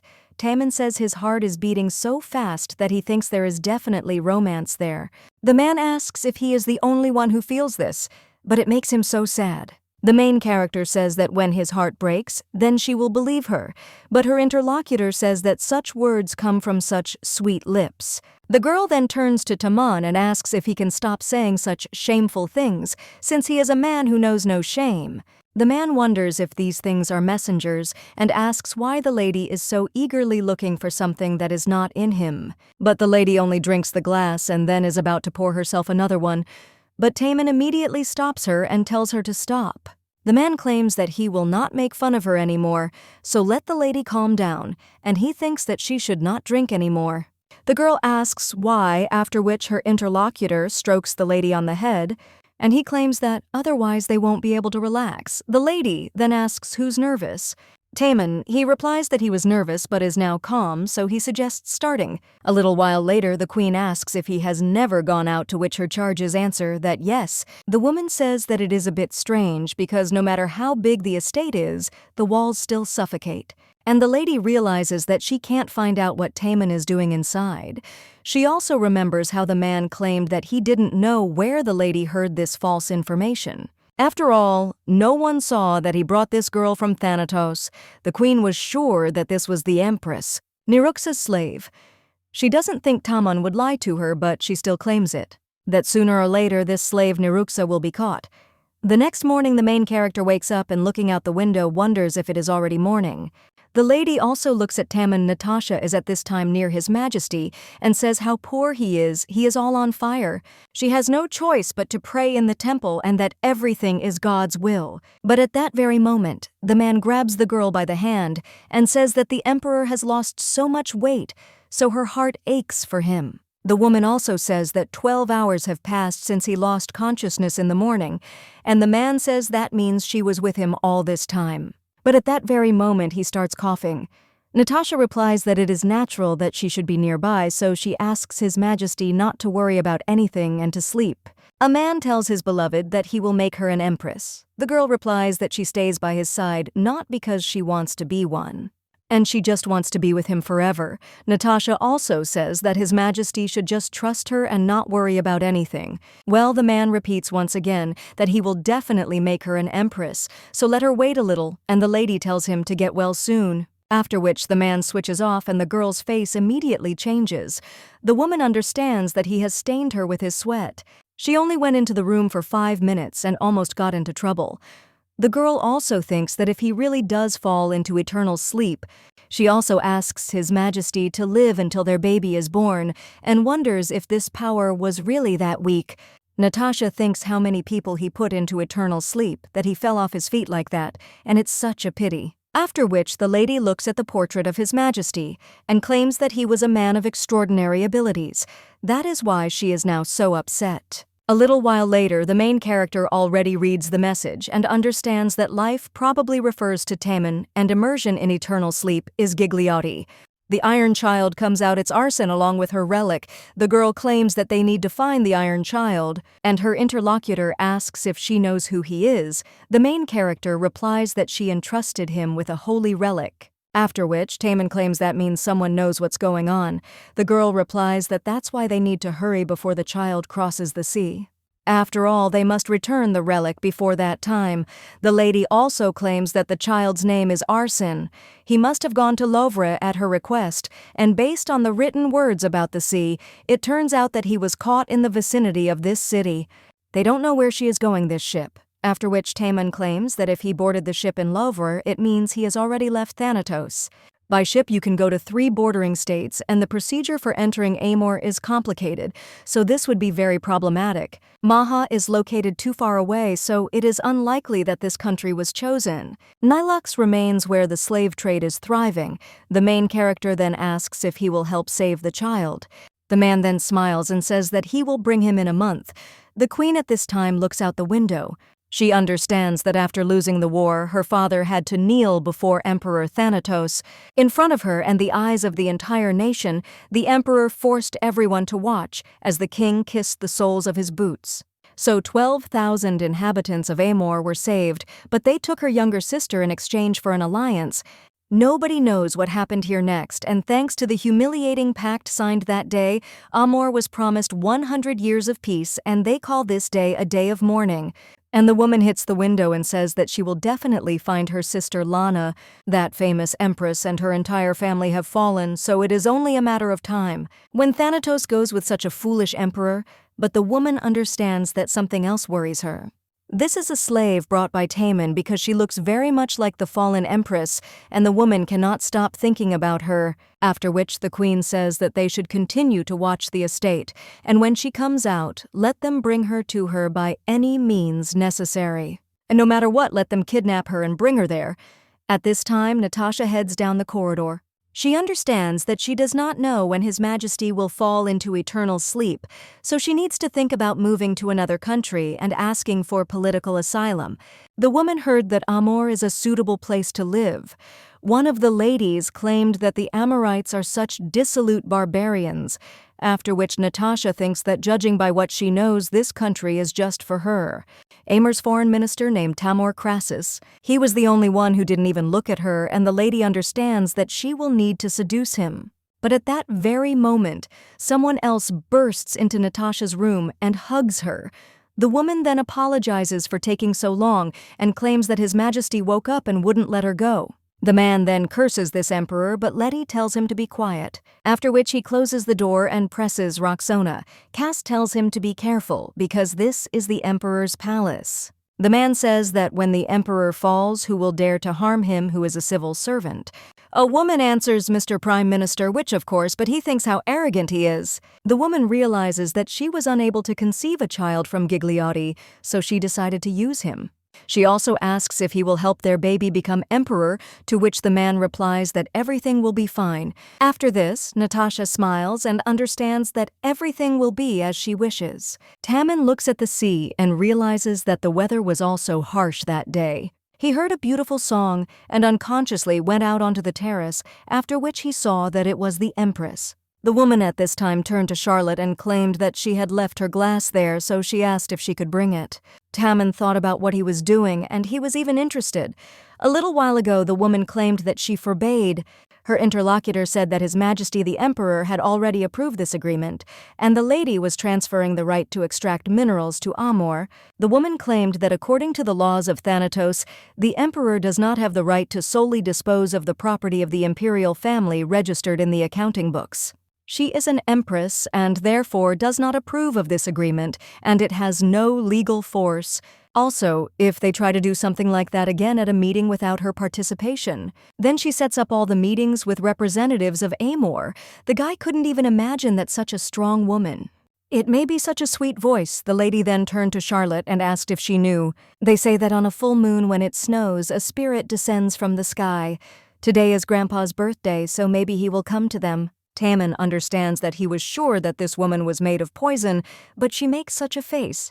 Since then, everything has changed, and every time he looked at her, he felt it again, after which the man understands that this is most likely not just interest. Taman understands that he wants to hug her, but now the lady does not need life force. Therefore, their serious empress will not understand, after which the man takes out a dagger and understands that there is a way after all. A little while later, the main character hears some groans, and when she turns around, she asks if it is really Taman. The man is breathing heavily and pressing his hand wound. Aranrosia immediately jumps out of bed and asks what happened to his hand. Taman, he replies that this was an unexpected attack and that he lost too much of the red liquid, which is why his head is spinning. He also asks the lady to heal him, and when the girl looks at his shaking hand, he wonders if anything is hurt except his hand. The lady also claims that she will take care of him, so she offers to hold her hand. At this time, the man understands that he only does it so that she doesn't find out, and is it really bad to go crazy like that? Anna is sitting on the seashore at this time. She also remembers the lady's words that if something happens to her, the girl should leave without thinking, as far as possible to a safe place, because she had prepared everything she needed for her at Noam's house on the beach. When the woman returned to her home, her husband screamed at her how dare she appear there. The man claimed that he had just received news of the overthrow of the Empress, and now that the Empress had fallen, the girl is a threat to their family. He doesn't want to see her anymore, so let Anna go wherever she wants. Well, she will have to leave all her wealth and the title of Countess Polish. Now the woman is online on the beach and says that they wanted to come there with Rosie, and in the end, she is there alone. The woman understands that then it was also on Nome Beach. She was there with Canley a little while ago. The man claimed that, frankly, he was chosen as the envoy, and Lehelm, this is an order from His Majesty, and the woman understands that the delegation to Lehelm never knows when they will return. So the man said that he doesn't want the lady to wait for him and let her find a good man and marry him. Now the lady thinks that something would have changed if she had stopped him then. But then she realizes that no, and most likely he would have just fallen into a trap like Rosie. Anna then starts crying and wonders what she is even thinking about, because she has no one left, not the one she swore allegiance to, not the one she loved and who was family. Innocent Rosie also fell into eternal sleep, so the girl understands that it would be better if she protected herself than left her all her savings. Anna understands that she has no reason to live without her mistress, after which she stands on the edge of the cliff. But at that very moment, someone else screams at the lady and tells her to stop because she has received a letter. Anna wonders if this is really what she thinks about, after which she grabs the edge of the cliff. The nanny then turns to the lady, and when she pulls her up, she asks what she is doing, and if she is hurt. The woman replies that there is nothing to worry about and everything is fine, after which she asks what kind of letter it is. Her interlocutor hands her this letter, and it says that it is for the beautiful lady from the rose forest. Anna starts to cry. Reading this, the main character is sitting in her office at this time and wondering if the girl will understand. When they were children, she was a hunter on a carrot farm, and Anna was a beautiful lady from the rose forest.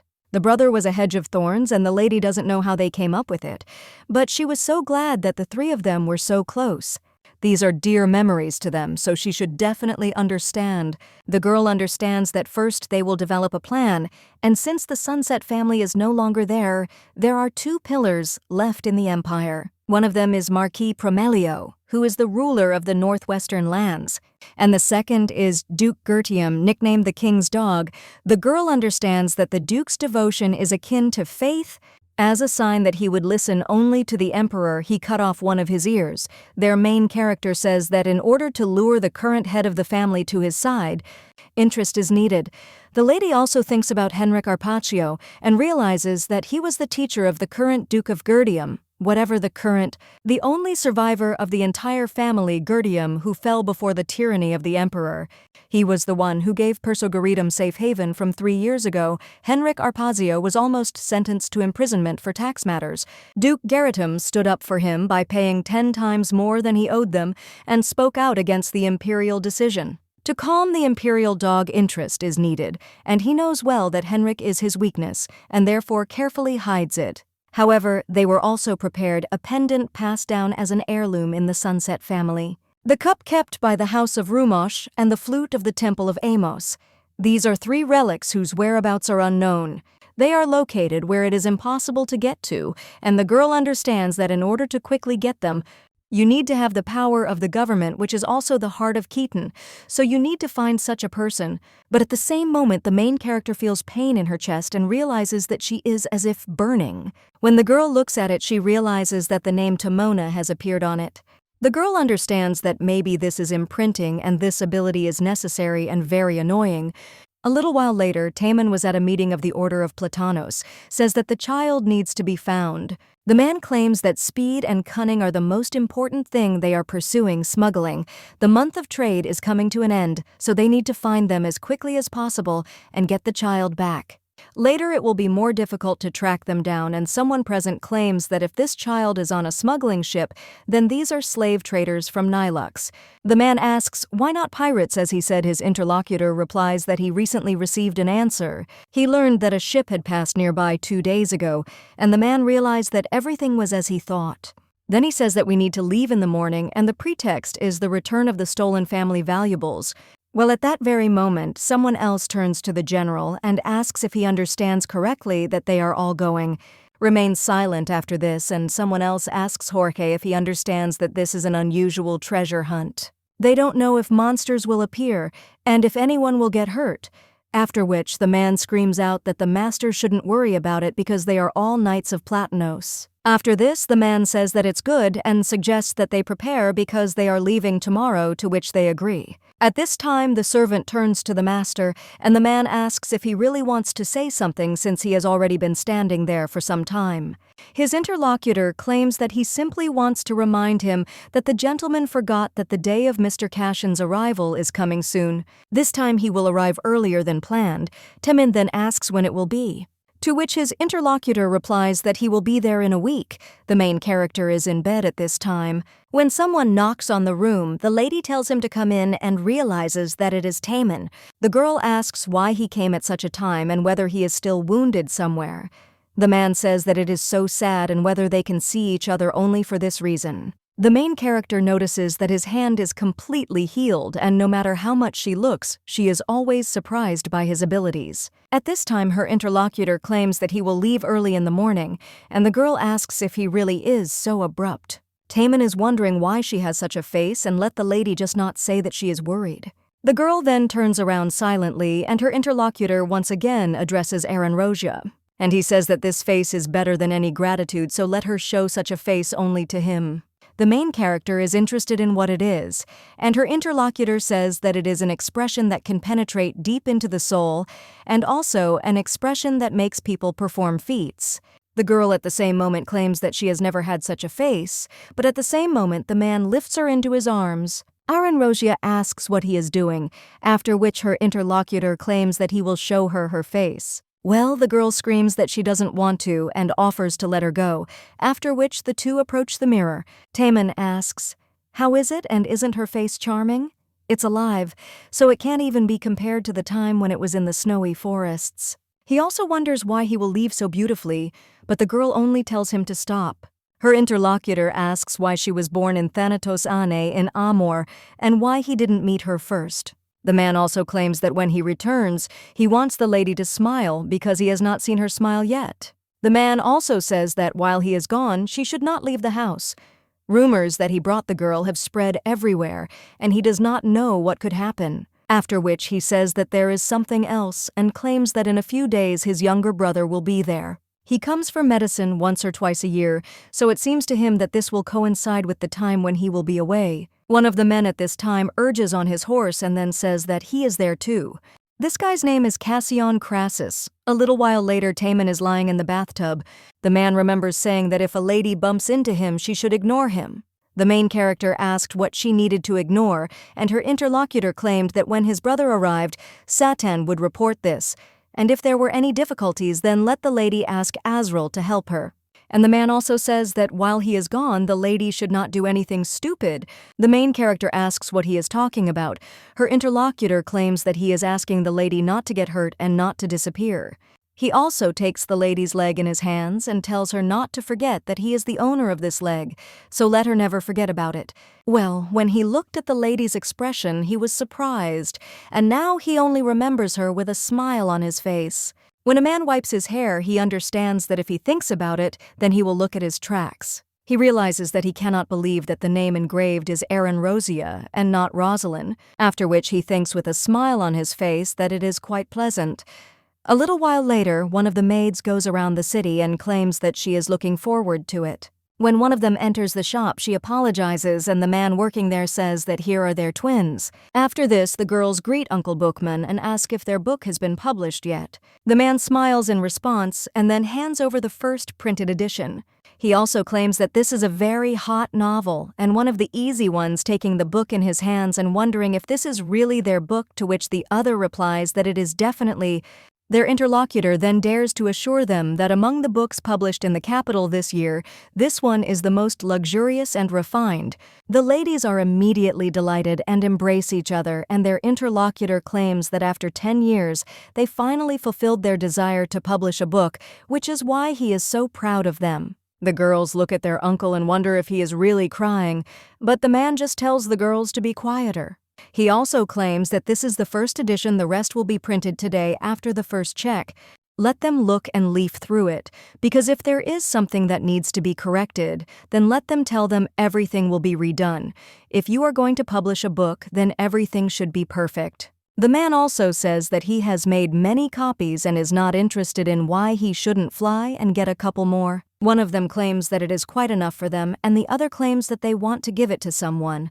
Their interlocutor asks if they are talking about the girl they care about, to which the lady replies that yes, and her appearance has greatly inspired them.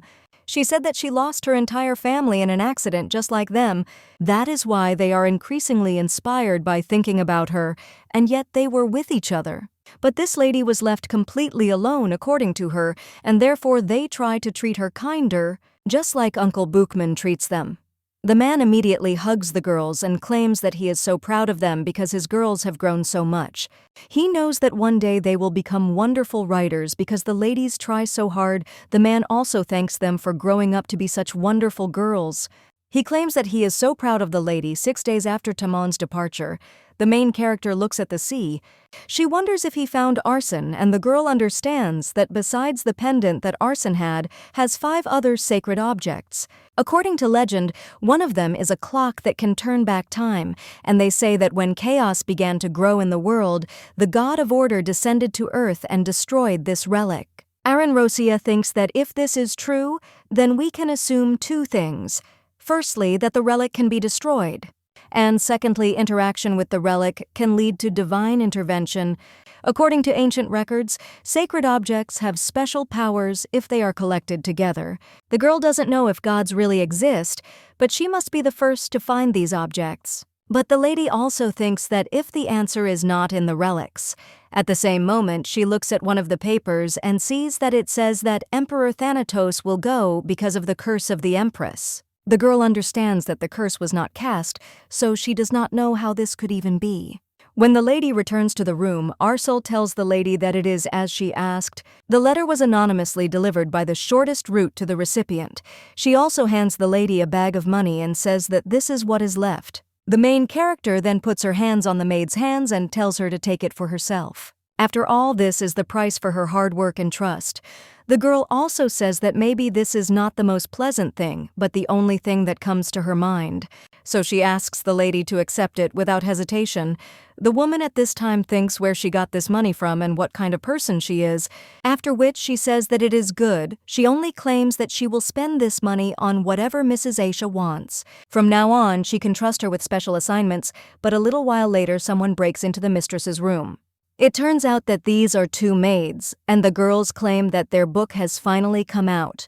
The girl asks if they are talking about the book, after which one of them claims that it is the novel that they have been describing all this time. So they want to give the first copy to Aisha, who inspired them. The main character then reads the title and claims that she will read the book carefully and thanks the girls.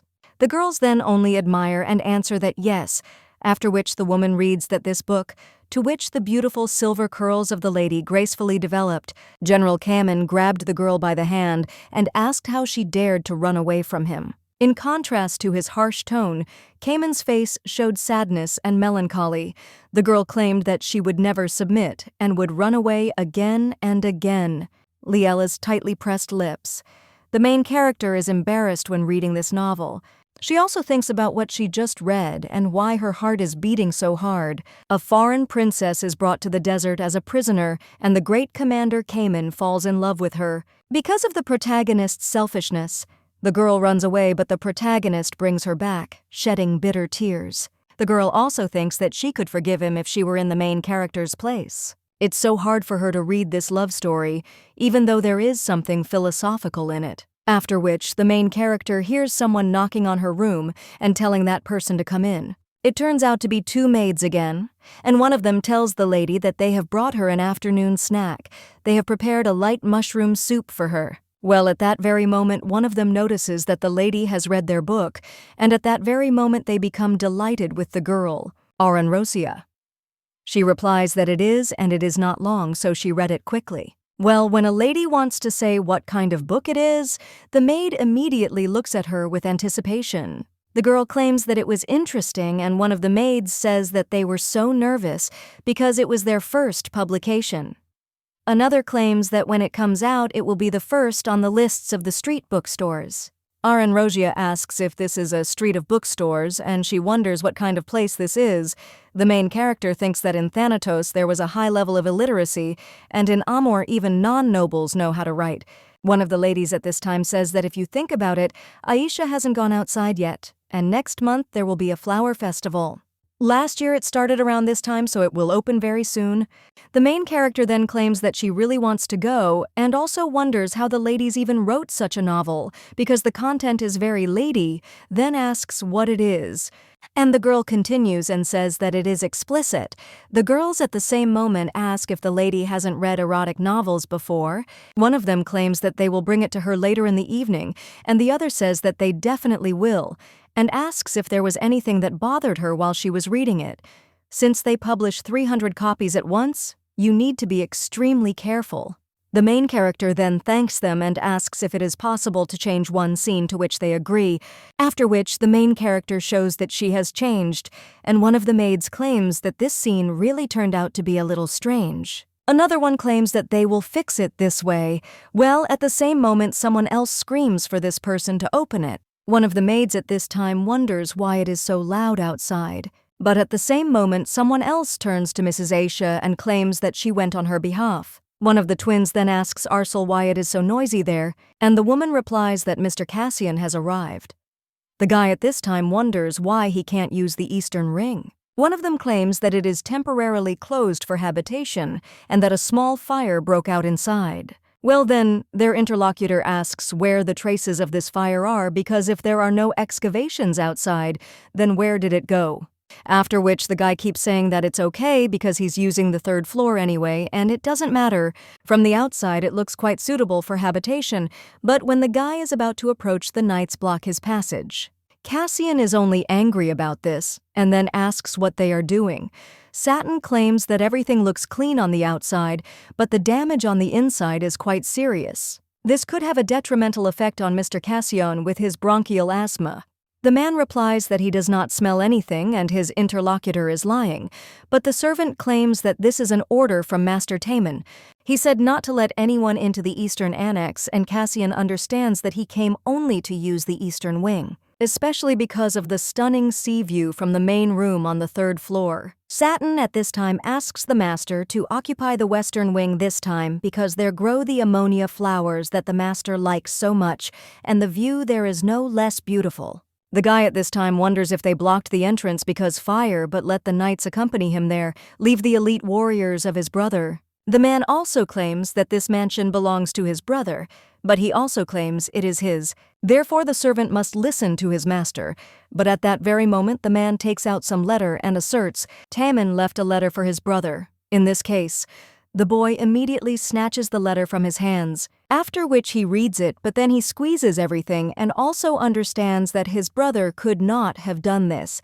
Cassian then cries out that it's good, and he won't go there and will also settle in the Western Wing. The main character watching this guy understands that he is Taman's younger brother. The girl also asks how old Taman's brother is, and her interlocutor replies that he just turned 20. The woman also claims that he is not as bad as he may seem. Mr. Cassian was weak from birth, so much so that all the doctors in the kingdom said that he would not live to be 10 years old. She knows this very well because her family has served the Cassis family for a very long time. When Mr. Cassian almost died several times because of his weakness, the lady began to look not for doctors, but for fortune-tellers. The fortune-teller she found said that it was these that kept him away from his older brother. Therefore the lady took Cassian and went with him to the suburbs. Miraculously, the gentleman's health improved, so the owner of the mansion remained Mr. Taman. The gentleman had special skills since childhood, studying fencing rules of etiquette, Everything came easy to this child, and from a very early age he was smart and brave. The woman claims that he was such a smart boy that he studied at the capital's royal school, and when he grew up to be a great master, he stayed there. After this, the main character says that this is how it is, and her interlocutor claims that perhaps this is why the gentleman is so soft towards Cassian. He listens to all his wishes because thinks his little brother was sent to the suburbs because of him. Arcel also says that if the gentleman finds out that she told the lady this, she will never get her head cut off. The woman also claims that he will not put her into eternal sleep, in fact, because he still needs her. After which, she smiles. Cassian at this time looks at the garden and wonders why his brother closed the east wing. Even after 3 days he did not see any construction work going on or workers coming, so is it really true that no one is allowed in there? The man also thinks about what is so important there and understands that he is bursting with curiosity. After which he completely understands that his brother will not really put him into eternal sleep because of this. The man at this time heads to the ships and realizes that Cassian should have arrived by now. Satin and Arcel will be kind to him, but he is worried because he is not there. At the same moment, someone tells the gentleman that there is movement, and it is a monster. Someone else says that he rose so unexpectedly, and the man claims that he leaves the left one on them, and he will take the right one. He also says that everyone should raise their bows and harpoons because they will hunt the monster, to which they agree. At this time, the guy is heading across the ocean. The main character is on the balcony at this time, and when she looks towards the water, she thinks, could this guy really have gotten across the ocean? Cassian sees a woman and then cries out that he cannot believe that his brother is hiding a woman there, after which he smiles at him but then gets a little embarrassed and asks how she got started. Well, at that very moment, someone else grabs Mr. Cassian. It turns out to be the guards. The guy then tells them to wait and asks if this lady is not Mai or if her brother told her not to answer him. Asks again what the woman's name is, but the lady just turns around and thinks how loud he is. A little while later, the girl is already lying in bed and realizes that she thought that she would never have to deal with him again. But the guy is at the window at this time, and the lady understands that he continues to bother her. The girl also thinks that maybe she should scream, but at the same time she also thinks, what if this guy catches a cold? After which she gets out of bed and goes to the window, and her interlocutor is happy in response. But the main character only closes the window with curtains, and Cassian gets angry and thinks that she should open the door, after which he knocks. Rosia at this time thinks that she should call Arcel. When the lady leaves the room, one of the guards apologizes but asks where she is going. The girl replies that she couldn't sleep, so she decided to take a little walk, but her interlocutor claims that walking at night is dangerous. The man also claims that for the lady's safety, it is best for her to stay in the room at night. The main character replies that it is clear and asks if he can ask Arcel to bring her a cup of hot ginger tea, to which he agrees. He also asks the lady to wait inside, and a little while later the maid already enters the room. She wonders if the lady can't sleep, and says that she brought her some warm ginger tea. The main character then turns to Arcel and points to the curtain about her interlocutor, wondering if there are any problems with them. Rosia then replies that the problem is with what is behind them, and when the maid opens the curtain, then a visit from a gentleman who is completely frozen. The maid immediately turns to the young gentleman. A little while later, the guy realizes that they have finally met and smiles. The main character at this time silently looks at him, after which they head off somewhere. The man notices that the lady is wearing a bandage, and the main character at this time takes the cape and hands it to him. The guy thanks the lady but asks what happened to her ankle. The main character also silently sits back down on the couch. Cassian claims that his brother usually doesn't get close to girls and wonders if the lady is really his lover. The main character replies that you can say that and asks if he came for this reason. Rosia understands that for everyone she is a slave of Hirusha, which means nothing will happen if she speaks this language.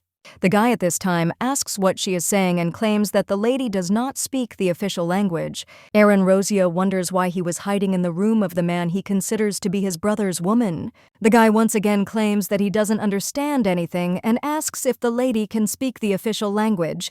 Well then, he says that the girl is really beautiful, and she is more beautiful than anyone he has ever seen. The guy also claims that her hair color is so amazing and asks if he can touch it. Well, at that very moment, the lady points to one side and her interlocutor asks if she really wants him to leave. Aaron Roja tells him to leave and not come back, after which the guy gets up and claims that his name is Cassian Cursus. He also claims that he didn't want to offend her and apologizes if he did something wrong.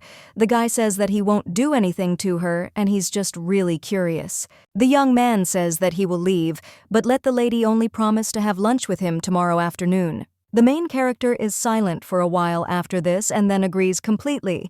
Her interlocutor asks if she agrees, and the girl replies that tomorrow afternoon they will have lunch together, after which the guy smiles at him and replies that yes. A little while later, the guy asks what this means because he sees many guards in front of him. The maids also greet the master, and one of them claims that her name is Tasha, and the other says that her name is Louis. Arcel and Satin also greet the gentleman and offer to have lunch together. At this point, the guy asks if so many people won't create unnecessary noise, and he just wanted to have lunch with the woman. His interlocutor replies that there will be noise because who bursts into the room of his brother's woman at dawn? Special about it, but it's still wild and obscene, so from today on, they've decided to tighten up security, and Cassian says it's amazing.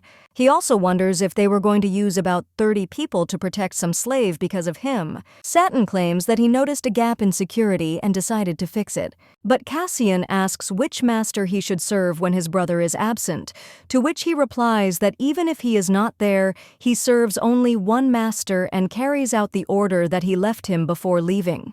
Cassian says what kind of devotion is this and understands that it has always been like this. His brother has everything.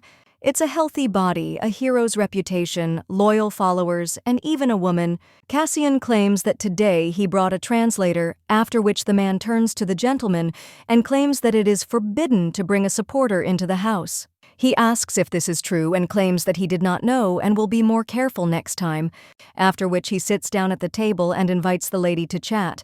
He also tells the translator to first say that his name is Cassian Crassus, asked her name, after which he translates, and the main character also tells him something.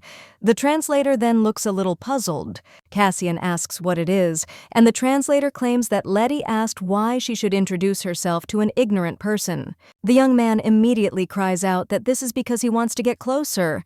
The maid watching this is delighted, and the rest of the servants look at all this with sarcasm. The guy claims that he will ask the lady from his brother, so it is better for her to know his name, and she will still have to get closer to him, after which the girl puts down her cutlery. And he claims that he is very disrespectful to his brother, that is the head of this family. The translator then translates these words. The guy screams, "What is this about?" And then she claims that he is not showing disrespect, but he only takes what belongs to him and was stolen by his brother, because everything that his brother enjoys should become his. The main character wonders why he thinks so.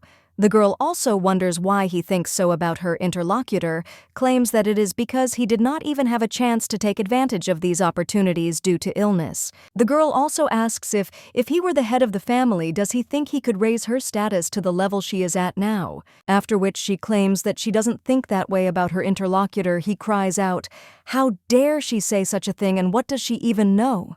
The guy claims that he deserves it and screams what this impudent girl even knows. The lady claims that his brother, unlike anyone else, does not sail the sea at night to knock on a woman's window. Satin wonders what kind of pressure this is and whether the lady is really an ordinary slave. The girl at this time claims that even if he had what Tamon has, he would still never become Tamon Cassis. The main character claims that she said everything she wanted, after which she tells him not to come again. The lady claims that she does not want to deal with children who lack respect and manners, and when the guy screams at the lady again, she just leaves and then slams the door shut. At this time, someone on the ship's deck says that they must quickly get out before the fog thickens. Arsène falls when the ship shakes and then thinks about what is happening there. The guy understands that he is so cold and so tired, but still has to find a way to get out. At the same moment, someone else approaches the boy and then hands her a small loaf of bread. The young man immediately thanks the girl and wonders if this child was caught too. Well, at that very moment, someone screams that a monster has appeared there, and the young man in shock realizes that it is the monster Herpes, so they are finished. At this time, the guy is apologizing to Her Majesty in his thoughts because he was unable to complete the task, and now because of him, everyone will be plunged into eternal sleep. But at that very moment the lady next to him tells the guy to hold on tightly to the bars, after which the young man does so. And his interlocutor claims that the ship will soon capsize, so he should not let go of the bars under any circumstances, and then he will survive. A short time later, the ship is already sinking and 2 children are holding on to the bars. At this time, the guy realizes that he is still breathing and sees that light is coming from the bracelet. After which the young man sees someone else and understands that someone wants to save them. He is so close, but at that moment the boy loses consciousness. A little while later, the main character feels a terrible pain in her shoulder. The maid asks what happened to the mistress, and if something really hurts. Aaron Rosia claims that her arm hurts, and the maid claims that it looks like a trace left by a monster. She also wonders where he suddenly appeared from. The main character wonders if something really happened to Taemin, after which she asks in her thoughts that it was not a serious wound. The man at this time has a torn shoulder. The monster holds the teeth, and then he cracks them all. Taking one of the teeth in his hands, he uses it as a weapon, and then plunges this monster into eternal sleep. When the boy opens his eyes, he sees a man covered in red liquid standing on a lifeless monster and asking if he is awake. But at that very moment, the man notices something else strange, however immediately writhes in pain. The servants immediately run up to the captain and ask if he is okay. The man understands that his heart is so hot, and probably it is from the note. When the servants turn to the master with concern, he claims that everything is fine because it is early nonsense. The guy understands that this heartbeat is so strong, and he wonders if Aaron Rosia feels the same. After which he even claims that they are returning to the mansion. The main character at this time is sitting at the table and writing something. The lady realizes that her heart is pounding so much that she thinks about Tomonu and realizes that she must trust him. Better to concentrate on your own affairs because he is the only survivor of the royal family of the defeated country of Katona more than 10 years ago. This is a man with the gift of foresight named Hearts. The lady understands that she needs him as soon as possible. Cassian at this time looks at the sea and remembers how the lady said that even if he had what Taemin has, he would still never become Taemin Cassis. The guy also thinks what is wrong with him, and he cannot believe that the words of his brother's mistress did not affect him so much. He also thinks where this woman came from, and is she really one of the nobles?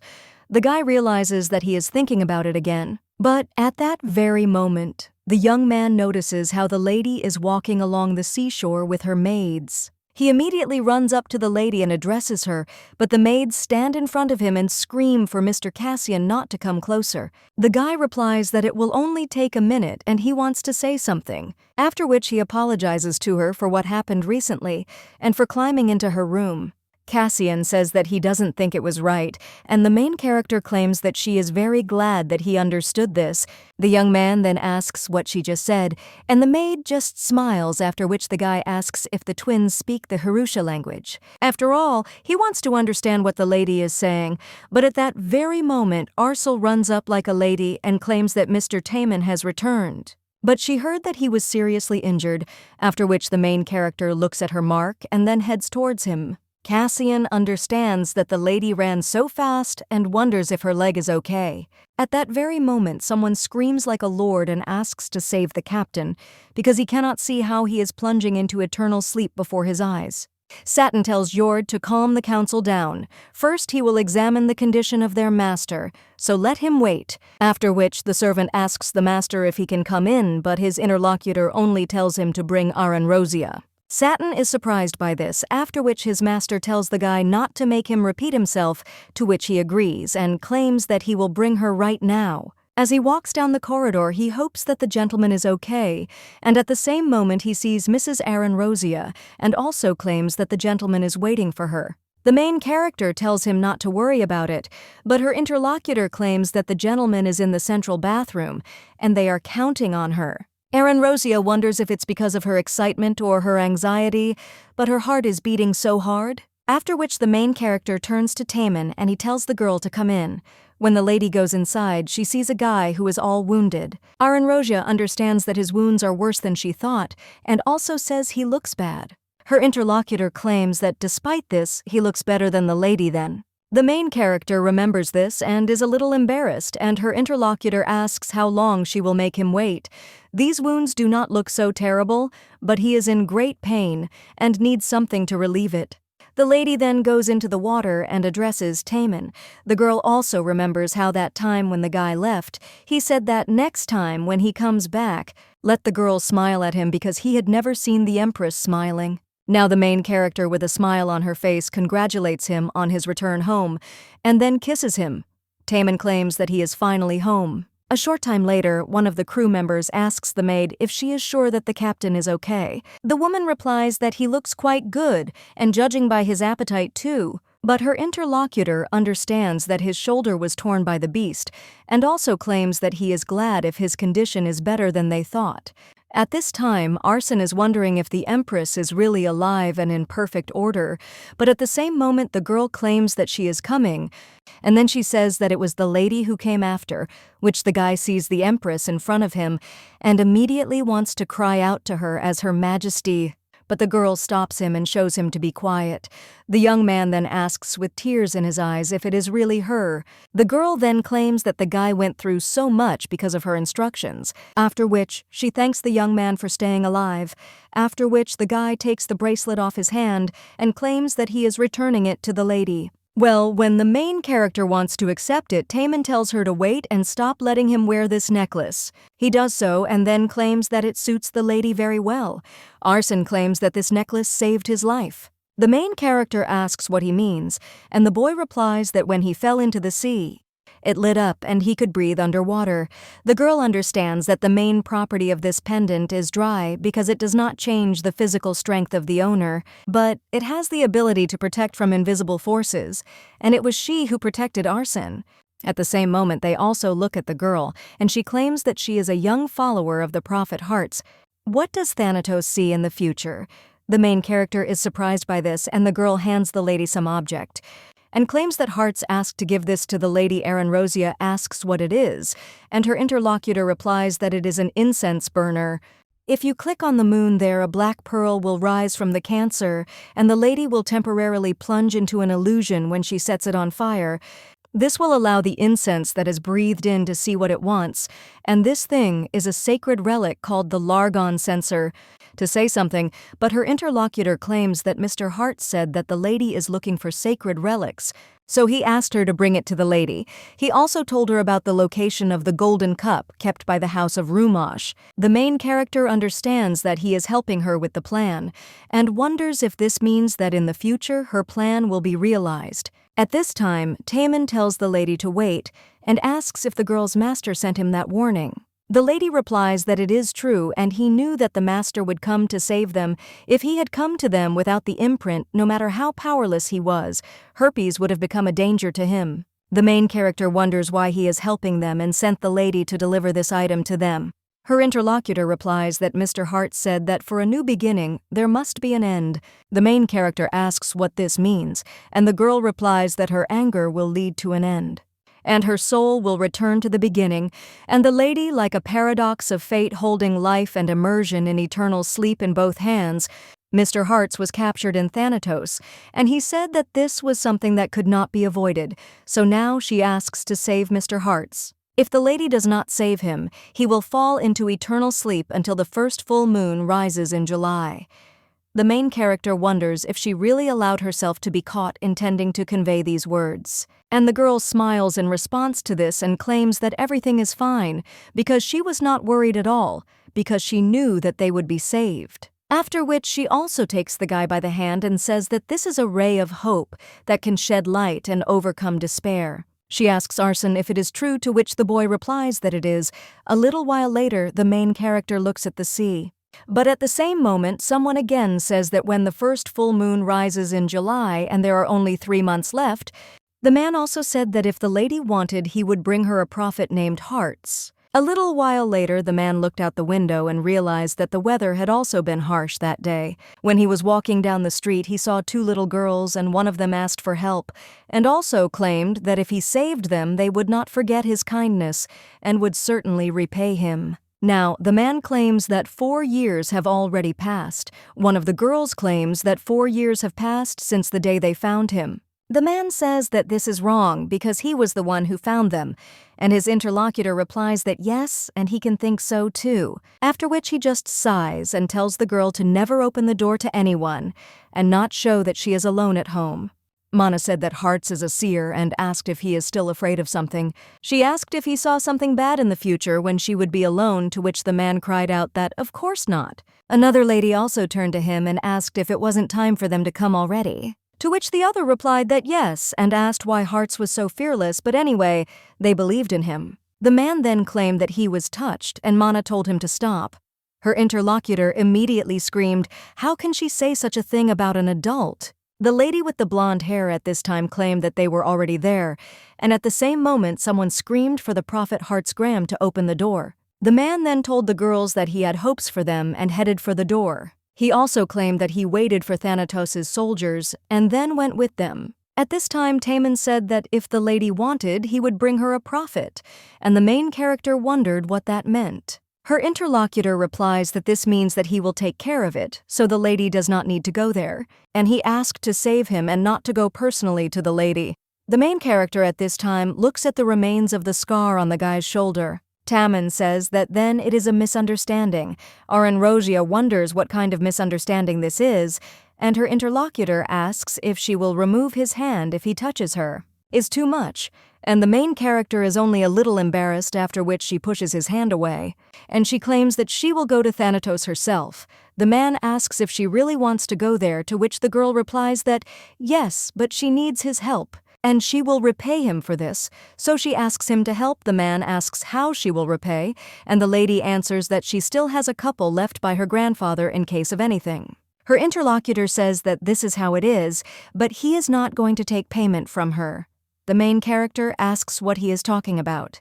The man claims that as he already said when he took the lady, he takes her whole life with him and takes care of his own naturally, so why should he pay? The lady then turns to Taemin and claims that they have already discussed this, so he should not fall in love with her and let him not forget this promise. The man hugs the lady and claims that he remembers, but from now on she should never refuse his help. A little while later, Anna is heading in a carriage, and the man who is sitting with her asks where the miss is going. The woman understands that in Rosie's letter she asked to find Henrik Arpazio. That's why now the girl claims that she needs to go to her father because he had been friends with this man for 50 years. A little while later, Ronasso asks what Her Majesty is saying about the woman, asks if she really has to repeat it twice, and tells the guy to tell him Taemin's secret Crassus. When he doesn't know what to answer, the woman claims that this is an order, so he should think again about who he swore allegiance to. A little while later, the guy is already at Taemin's and says that it's so noisy outside because festival, and it's quiet there. The young man with red hair also thinks what's wrong with his interlocutor's face. And why does he look like he's about to destroy everything there? Taemin tells him to move on to the body, after which Ronasso claims that Her Majesty called him. The man wonders if it is because he is the Knight Commander of the Royal Guard, to which his interlocutor replies that no, after which he tells him to listen, because the woman wants him to tell her his secret. The general smiles after this and says that she is behaving softly because she orders his friend to tell her everything. Ronasso screams that if he does not do this, she threatened to send the knights to the mountains of Garcia. Taemin claims that he wanted to keep it a secret, then claims that he intentionally gave her a grade at the end of the semester in her 3rd year at the academy. The guy with red hair immediately screams, "Is Taemin really not worried at all?" That his secret could destroy them, and if he did not do it, the queen would justifiably issue an order for their expulsion. The man replies that he will say, just in case that the secret is stealing royal property, and asks not to tell Her Majesty this, because it is a real secret. The guy with red hair is shocked after this. Well, at the same moment he asks his interlocutor if he is in pain early, to which he replies that no, and everything is fine. Then Ronasso wonders why his interlocutor smokes because it is poison. The man at this time remembers how the lady last night claimed that he should not love her, and he thought why he can't. Now he only claims that when he holds it in his mouth, his head feels empty, and it is more secret than he thought. Taemin also asks if the boy liked Her Majesty when they were at the academy. Ronaso is then embarrassed and cries out how he can say such a thing. Taman claims that he liked to take a nap during the day, hiding near the prayer book on the second floor, and then he saw. But at that very moment, the guy with red hair covers his mouth and tells him to keep it a secret. He also screams that he is not revealing Taman's secrets. Well, his interlocutor thinks that he didn't come there for that. Ronaso claims that he swore allegiance to Her Majesty and promised to protect her for the rest of his life. But he believes in his friend Taman, then smiles and says that keeping one secret or another is hard. And for sure, Ronaso Bishel had a hard time. The guy thanks his interlocutor for noticing and asks what they will do. The man replies that first he will talk to his beautiful and noble slave because it concerns her. The guy with red hair screams, "Since when have they been in such a relationship?" And his interlocutor replies that it happened that way and neither he nor she wanted it. Well, then he asks, does it matter? After all, if this woman were happy there, he would never have brought her. And if you think about it, the guy said it was noisy outside because of the festival. The man also washed his face gold. Did the lady ever really go outside? A little while later, one of the maids says that this dress looks so good on the mistress, and it seems to her that no matter what Aranrosia wears, she is still beautiful. At this time, the main character is wondering where they are going, and one of the ladies asks if the lady hasn't heard yet. A festival going on in the capital now, and it will last 5 days, and today is only the first one. During the festival, the capital is transformed, and there is a special spectacle on the last night when they light candles in paper lanterns and launch them into the sky. Aranrosia understands that she is interested in what these festivals are like in other countries and whether it will be as lively and noisy as in the books. At this time, the maid wonders if the lady doesn't want to go, and the main character replies that if you don't answer, she's just interested in how everything is outside, and if the maid is ready, then they can go, to which you agree. At this point, the brunette understands that he needs to try to hide as much as possible because if he gets caught, it will be difficult. He also understands that the lady's desire is very personal, and he hoped that it would be something more intimate. However, this will not happen, but when the man is about to climb into the carriage, someone turns to his brother. A little while later, Taman. He asked the servant to tell him what had happened in the estate in his absence, to which the man replied that they had sealed the east wing. But Mr. Cassian still made his way into Aranrosia's room. Nothing happened, but this was too much. At this time, the man turns to his brother and says that it is high time for him to return because he does not understand why he is still there. The young man cries out that this is his estate too, but his interlocutor replies that he is not the owner and that he did not show him due respect. The guy immediately asks how his brother can tell him such a thing because he is the same Crassus as he is. The man then tells the guy to answer who the real owner of the shoes he is wearing is. The young man replies that it was his from the very beginning, but his brother replies that it was not, and if we judge by his logic, then it first belonged to the shoemaker who made it, and the same applies to his clothes. Taman tells Cassian that he is intolerant of those who encroach on what was his from the very beginning, but one time he will show him mercy since the guy is his only relative. However, let him know that there will be no second chance because he continued to take care of him at the request of his father and mother until today. After which the man states that he will go, but at the same moment the maid turns to the young master, and then she sees that he has completely lost heart. The woman immediately takes the young gentleman by the hand and offers him to go because she will make him hot chocolate. A little while later, the main character is already at the festival and thinks that she should go after the prophet, but nothing will happen after 1 day. At that very moment, someone knocks on the lady's carriage and says that she is just in time. The man also says that the twins can rest, but let them be careful, to which they agree. Aranrosia at this time thinks about where to start, after which the guy extends his hand to her and claims that he cannot lose his precious imprinted pair. Aranrosia thinks about these words and then extends her hand to him in response and realizes that she likes this name. At the same moment, the lady turns her attention to the dancers. Taman claims that flower dances have begun, and when the girl asks what it is, he claims that in Amor, every year the flower of the year is determined. Therefore, each time the dancers perform new dances symbolizing one or another flower. The main character says that it is very beautiful, and the man asks if she wants to visit the market further, after which they head there, and the girl sees a food stall. Taman asks if she wants to try anything. The man working there greets them and also claims that he has very tasty shashlik. He also asks if the lady wants octopus or a rock show. The girl asks what it is, and the man replies that it is grilled pork thighs marinated in sauce. It is truly delicious, especially with the combination of baked fruits.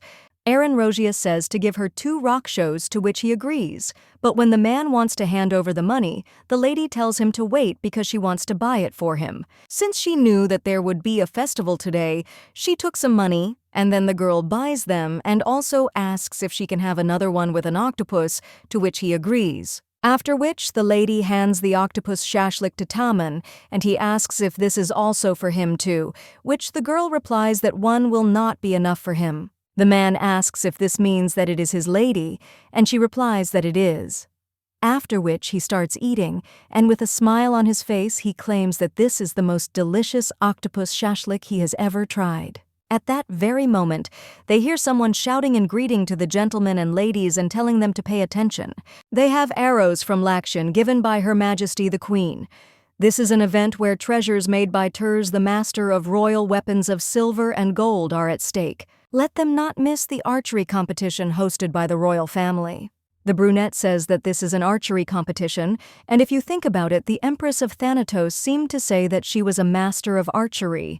The main character replies that it is talent. Then she asks if he wants her to demonstrate it. The girl understands that she was thinking about preparing the bow, but she was so pleased to see the surprise on this man's face.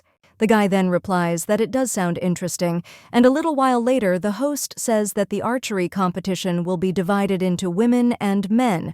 They can only shoot the arrow 3 times, and the team that scores the most points will move on.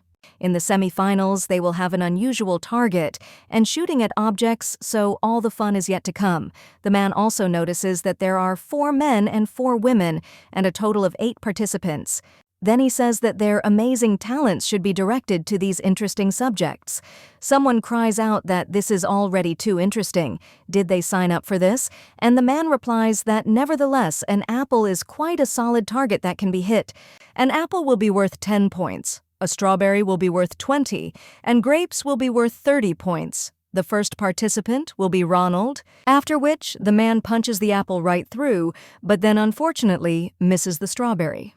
After which he leaves with his beloved, and a little while later someone else claims that he is giving up because he will lose anyway, and does not want to show it in front of everyone. When this guy's girlfriend notices how everyone is giving up, she says that perhaps Ronald will take first place. Well, at that very moment, another lady says that not yet because not everyone abstained. The woman releases an arrow, and the main character realizes that it flies straight after which it pierces the strawberry. Everyone screams what a talent this is, and one of the spectators claims that she looks like a foreigner. So what a pity, another lady claims that in this case the treasure will go to a person from another country, but only a grape is left. When the woman shoots an arrow, it passes by a grape and hits it. Someone watching screams that she almost hit it, and that these are such amazing abilities. At this time, the host shouts out whether there are any more volunteers and is about to name the winner, but at that very moment someone else says that she is there. It turns out to be the main character, and the girl claims that she will participate. The girl also mentally asks the deity to grant this hand victory. One of the spectators at this time tells his interlocutor to look at the lady's leg and asks what the wounded woman can do. Taman then only frowns. This is also when he tells the lady to aim and hit the fruit she wants. After which the girl pierces the strawberry and everyone screams that this is amazing. The host states that now the participant, driven by her impulse, aims at the grape and they will see if she can hit the target. After which the girl releases an arrow and it cuts the grape into 2 parts. The spectators scream that she hit that small grape and they cannot believe that such an amazing person is in front of them.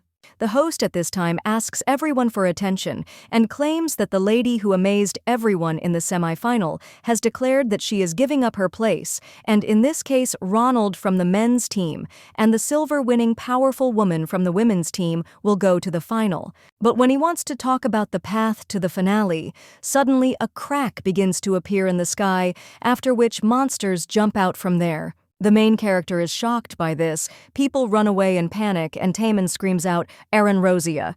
Well, when he looks at her, he sees that the woman is aiming with a bow and is about to shoot at the monster.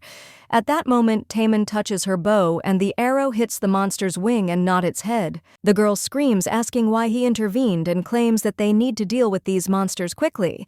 But the man replies that this is the soldier's concern and the lady needs to run. The main character claims that there are too many civilians there because of the festival, and if the monsters are not dealt with now, the number of victims will be huge. The man screams that there are more than 30 monsters against them with her, so they can't handle them all at once. He also cuts this monster, and then everyone sees that another one falls near him because there are 2 arrows in it. Timur turns to Aranrosia a little surprised, and the girl only tells him to watch his back better. She claims that she will not fall into eternal sleep, and he himself said so. So the girl offers to save the people because they are the only ones there who can do it. The man then sighs and says that it is a curse. The queen at this time wonders if a breach has opened in the square. She also says that all the guards should be gathered and the knights should be sent there immediately. The woman also says that this happened right during the festival and tells them to quickly find Renaso and Taemin. Well, at that very moment, someone else runs up to Her Majesty. The woman asks why they are there because they are supposed to be watching Timon, and when they are going to say something. The woman then states that it is clear and he is already in the square. The woman also says that as expected from his devoted disciple, so she will also go to help him. Well, at that very moment, one of the ladies stops Her Majesty and claims that Taemin is not alone there. Renaso is there too, but if so, how cute they are. Her interlocutor replies that it is not Mr. Renaso who is there because Timon is there with his silver-haired slave. The woman then asks why they stopped her, and the servant claims that it is just a little strange and asks the lady to come to the window. When the woman looks out the window, she is surprised. The main character at this time thinks that of course it is good that only small and weak monsters came out of the breach. They can all be simply burned, and fortunately the arrows for the competition are made of wood, after which the lady shoots another monster's arrow and it falls. Well, at that very moment the girl hears someone's muffled scream.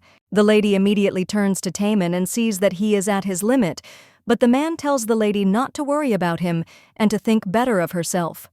The main character realizes that she needs to deal with the remaining arrows. Well, when she puts her hand in the case, she understands that it's the last one left again, if only there were more of them. Well, at that very moment, someone else claims that they will take care of the rest. It turns out to be the Empress along with the knights and Taemin bows, and also says that Her Majesty is there.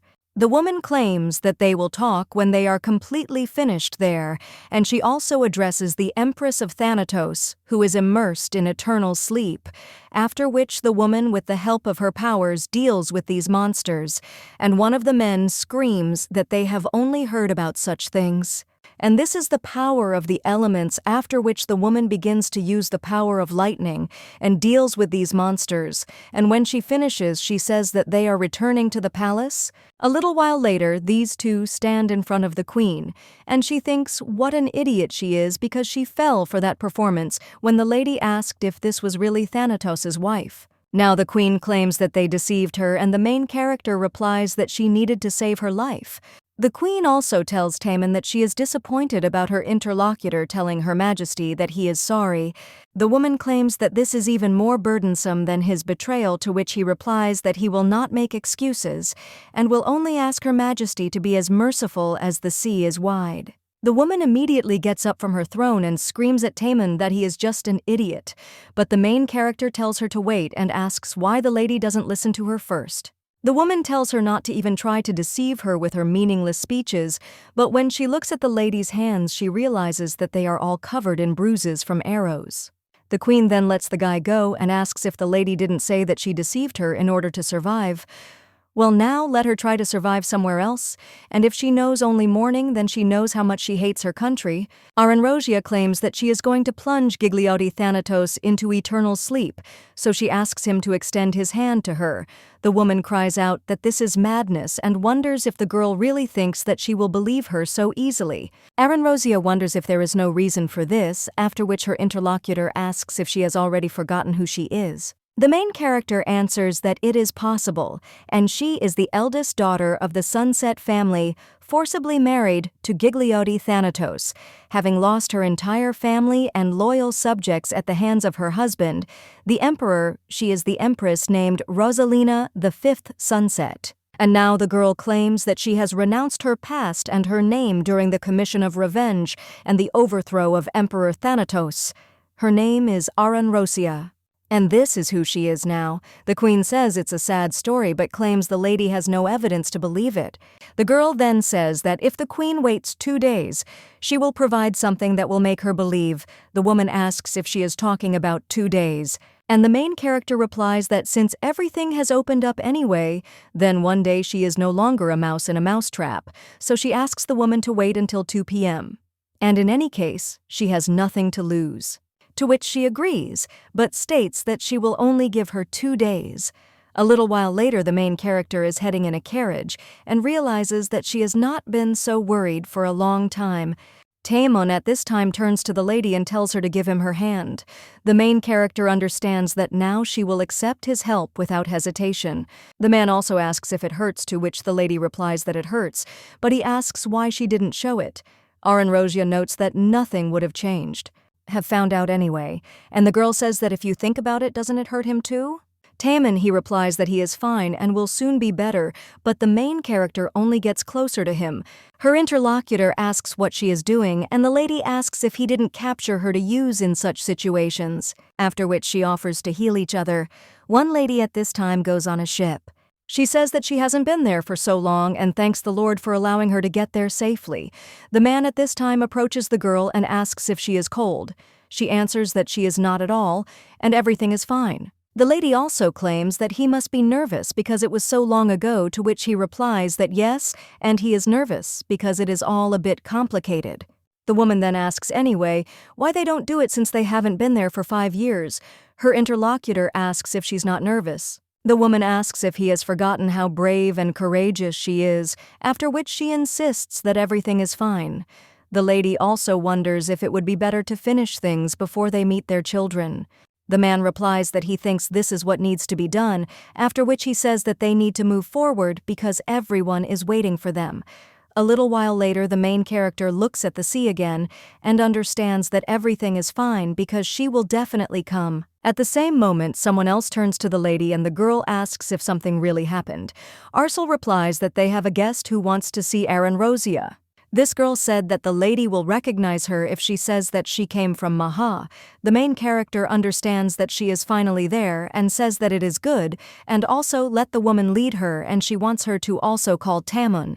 A little while later, the main character enters the room where these people are, and the woman with red hair is immediately moved and turns to Her Majesty. However, the main character shows her to be quieter and tells the lady to call her Aranrosia. Her interlocutor wonders if this is the lady's new name. And the main character asks if they are okay after such a long journey, to which the girl replies that of course because she is very strong and she is only 8 months pregnant. The baby kicked so hard that she decided that there was a boy, and she asks Tarzan if this is true. The main character at this time says that they have not seen Tarzan for a long time. And the man apologizes and claims that he found out about everything too late. Well, the girl claims that she is no longer the one who needs to be protected, so he has nothing to apologize for. The lady understands that Tarzan Oheim is one of the supporters of the Sinet family. He is the eldest son of the Oheim family and a knight accompanying Rosalind. One day, a woman approached Tarzan and claimed that she had a very personal request for him and asked if he could fulfill it. The man asked what kind of request this was, after which the lady replied that there was someone whose protection she would like to entrust to him, and she had those who could take care of her, but this person did not have such people. Therefore, as the person she trusts the most, he must protect himself. Her interlocutor says that 5 years have passed since then, and the main character claims that if she had known that they were on our axis, she would never have called. The woman immediately replies that she did not, even if she had given birth. If the lady had called her, she would have come running, after which the main character smiles. At this time, someone else enters the room and claims that he was told that they had guests. It turns out to be Taemon, and the man greets these two. He also shakes Letty's hand, and she says that they are not seeing each other for the first time, but he did not recognize her. The man then asks if this is really what he thinks. And the main character claims that this is Rana Lantifu, the younger sister of Queen Amora, who successfully left Thanatos. The woman wonders if he remembered now, because he could have seen her with her sister several times. The man then cries out that of course, and this was the reason why the girl was so confident in her victory. The queen at this time sits on her throne and screams why they are not here yet, and have they not woken up yet? Well, at that very moment, someone turns to Her Majesty and claims that the minister has arrived to see her. The woman claims that they are late, but her interlocutor claims that the sun has not yet set, and replies that she did not ask Taman. The main character then apologizes for making her wait, and the woman asks if the people behind her are sufficient evidence, after which she says that it is good and asks who they are that say that can touch her heart. She is interested to see their faces, after which the woman tells them to raise their heads. Well, when they do that, the lady is shocked. She immediately claims that she can't believe it and wonders if it's really Rana. Her interlocutor at that time says that she's still there, and she talks about the wound the girl got while training with her on swords.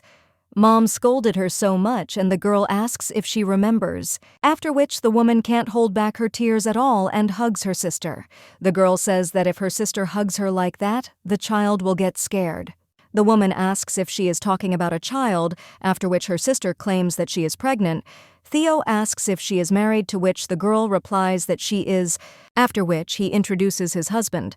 The man also claims that he is glad to meet their queen, and claims that his name is Tarzan Ohim. But the queen only gets angry and grabs him by the clothes and screams whether he knows who he has defamed and how dare he do such a thing. Rana at the same moment turns to her sister and tells her not to do this to him, after which the queen lets him go and Rana asks if her husband is okay, to which he replies that everything is fine. The queen then apologizes and claims that she is just so excited. Well, her interlocutor screams that sister has always been like this, and she like a racehorse gallops as soon as she sees someone next to her, the royal family instead of her own, and the people instead of herself, and has the country always been more important to her. The woman replies that this is true because this is how a royal person should be, but her interlocutor says that sister is more like a queen than anyone else. That's why her parents sent her to Thanatos. The woman immediately grabs her sister and asks what she's saying, and if it's true, the girl replies that this is what she heard. Her and her sister to Thanatos. Well, then the girl says that everything is fine because she made a conscious decision when she left Amor. And besides, there is no point in talking about it now. Theo then screams at Rana. But the girl claims that they haven't seen each other for so long and wonders if her sister is continuing to scream instead. She also tells the girl not to be rude to her husband, and she knows that she is a queen, but this man means everything to her. And then she also turns to Her Majesty Lady Aranrosia and also says that she became the savior who protected her life, her husband, and their future. A princess from a foreign country who studied at the academy was a weak link who had nowhere to complain, even if she was offended. This is exactly what fate became for her in Thanatos. The imperial family that took her captive showed no interest in her. Everyone in school was whispering, wondering if she was the princess from Amor, but now she is no different from a slave. In fact, her life was worse than theirs. The Karank in the yard of Nina, and everyone cast contemptuous glances at her and also whispered behind her back while she trembled from loneliness. The first person who decided to get closer to her was Lady Rosalind. She was the daughter of nobles of the Empire in the Ice. The woman also asked that if the lady did not mind, then could she teach her the language of Amora. After all, she had heard that the ancient language of Amor was known only to members of the royal family, and she wondered if the lady would tell her about it. The girl claimed that her recognition in this was small, and she did not devote all her attention to it, after which the main character asked if she would like to fly to study with her. Wound replied that she would be very happy about it, and so they became friends at the academy. The girl thought that all the bullying was already behind her.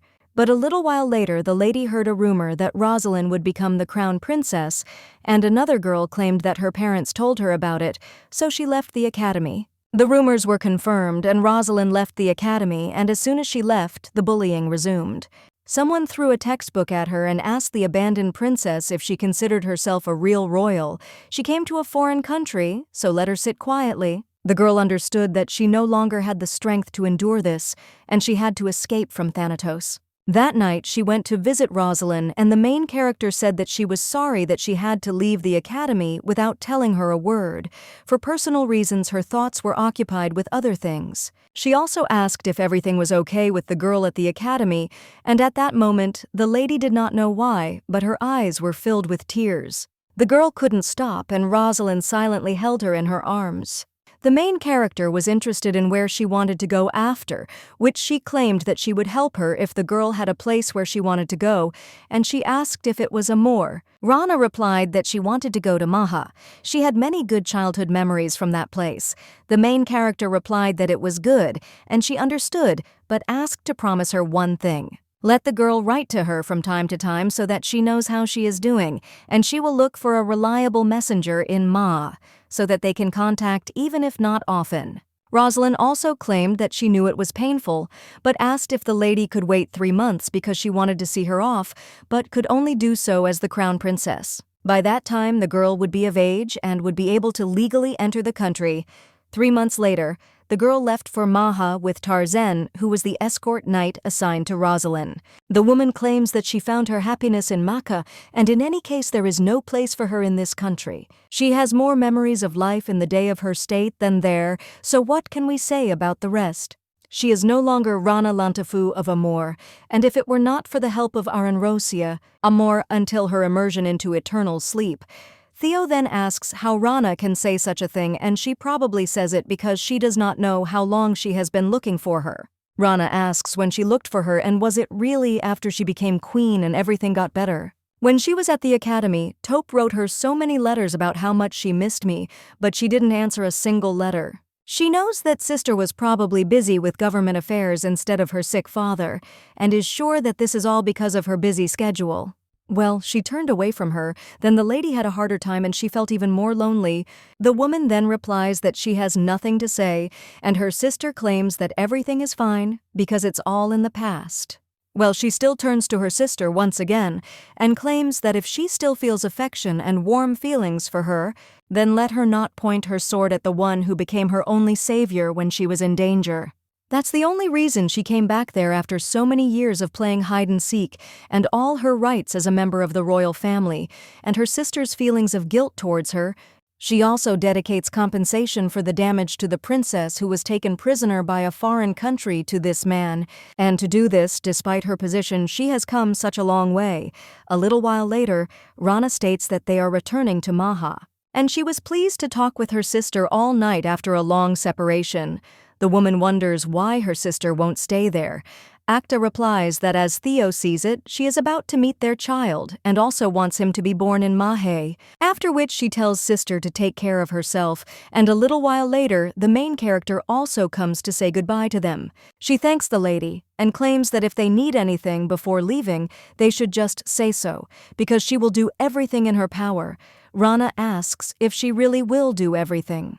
Then she wonders if the lady could bless her name for their child.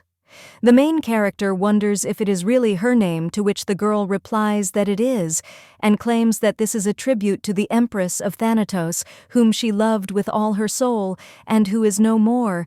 But the girl asks what if it is a boy, to which her interlocutor replies that then they will give him another name, but still if it is a girl she would like to give her the name of the Empress, which she considers the most noble.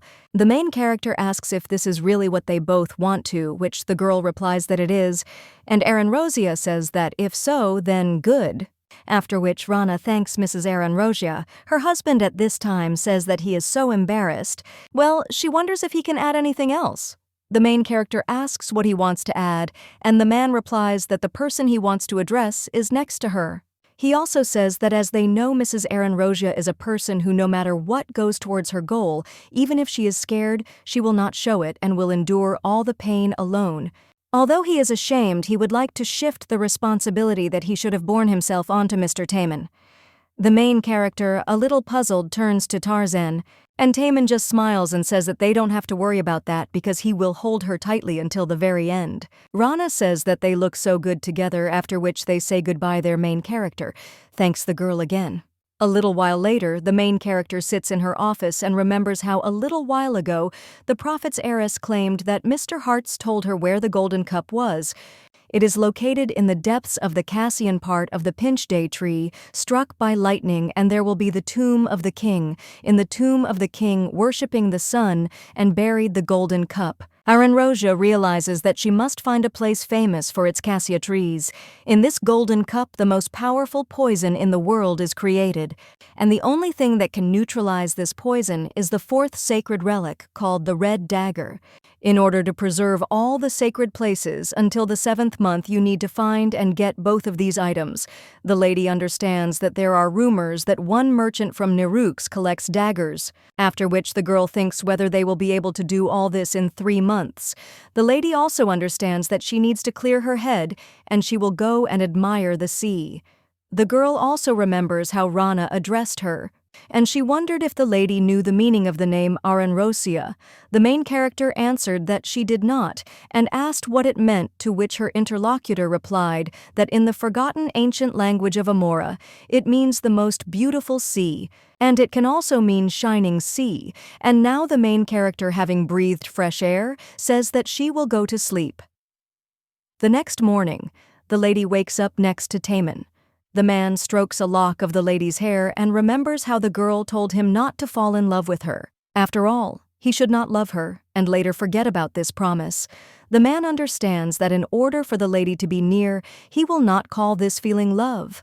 After which the general also hears someone heading down the corridor, and when the servant is about to knock, then the man himself opens the door and tells him to be quieter, and also wonders if something really happened at such a time.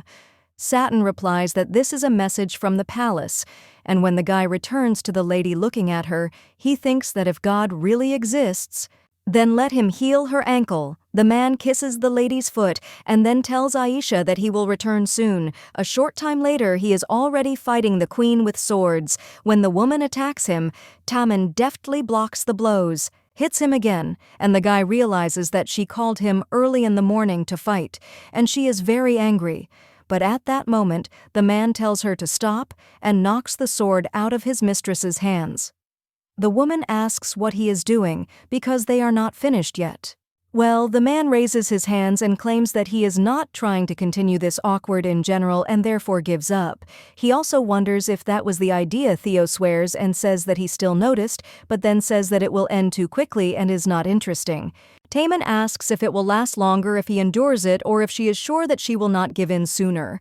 The woman then only gets angry and raises her weapon and says that he is right. Then she will beat him again and again until the guy himself begs for mercy. The man tells her to start, to which the lady agrees and claims that she will hit him as much as she wants. When she swings, she asks if the guy is ready because she will do it hard. A little while later, the main character wakes up and realizes that she slept late again. The lady understands that she needs to check the schedule and hurry, but when she gets up on the floor, she wonders if her ankle hurts. Aranrosia understands that she does not have any pain that she feels in the morning. And if you think about it, since when did she stop being sick?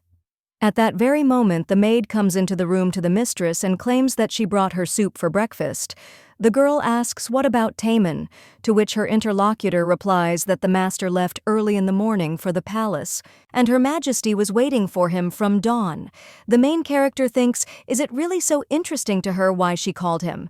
Well, at the same moment, another lady turns to the mistress, and when the main character looks at the maid, she asks what it is. The woman replies that the royal family sent the lady a gift, and the girl asks if this is really so, and also wonders if Tasha can open it there, to which the maid agrees, and when she opens this box, the main character asks if this is really a prize from the competition of that festival. The girl understands that the pink tip with a black sheen is outdated and it must be made of laxicon.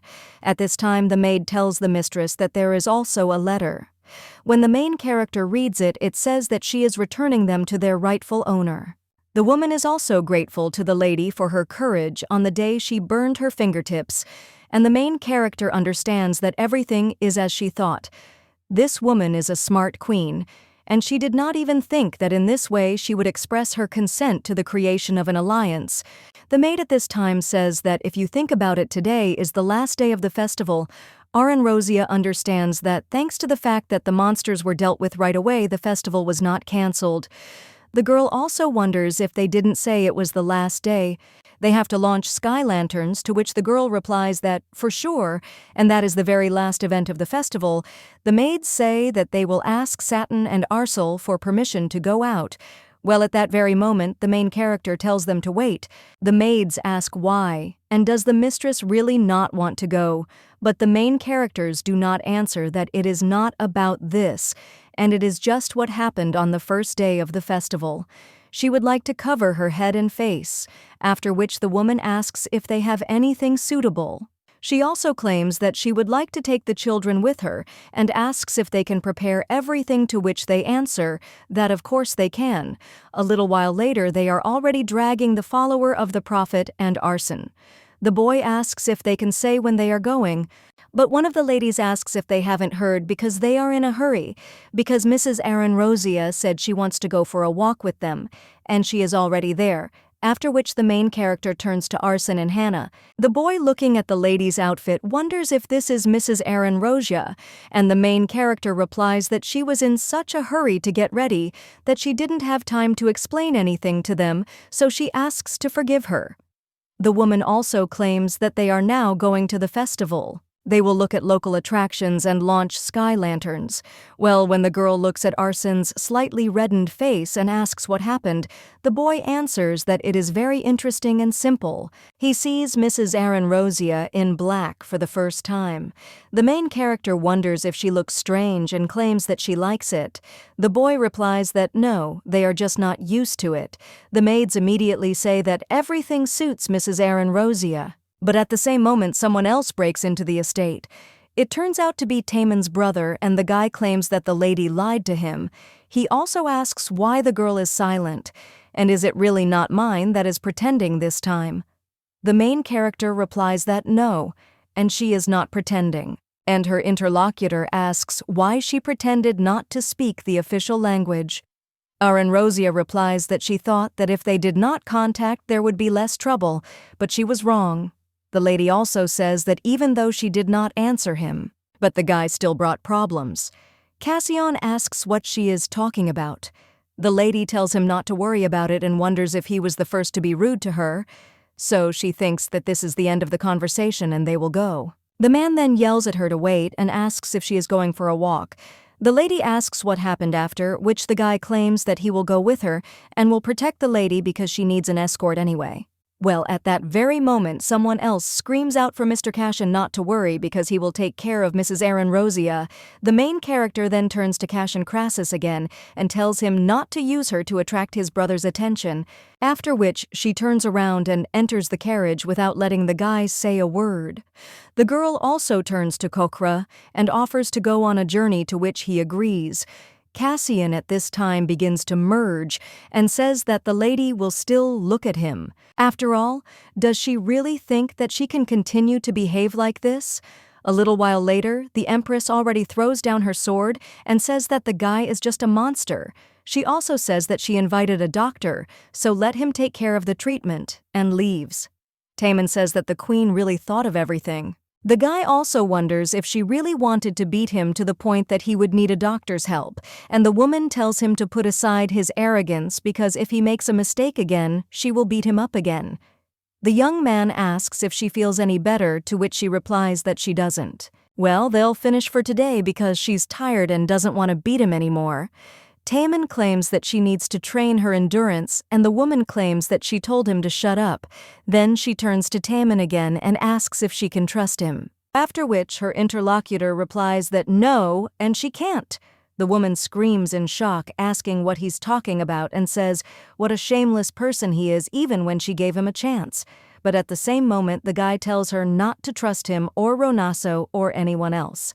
After all, Her Majesty can only trust herself. The woman smiled after that and claimed that she did not expect less eloquence from him, but she herself will decide who to believe and who not to believe, and she claims that she believes Taemin. no matter how blind he is to women. Well, she is sure that he will not betray his country. Taemin at this time thinks about the right word, that he is blind to women, and understands that perhaps this is so, and also he thinks that this can already be called love. The main character at this time is heading to the festival. Arsen, looking at all these things, claims that it is incredible, and the girl says that it is a market.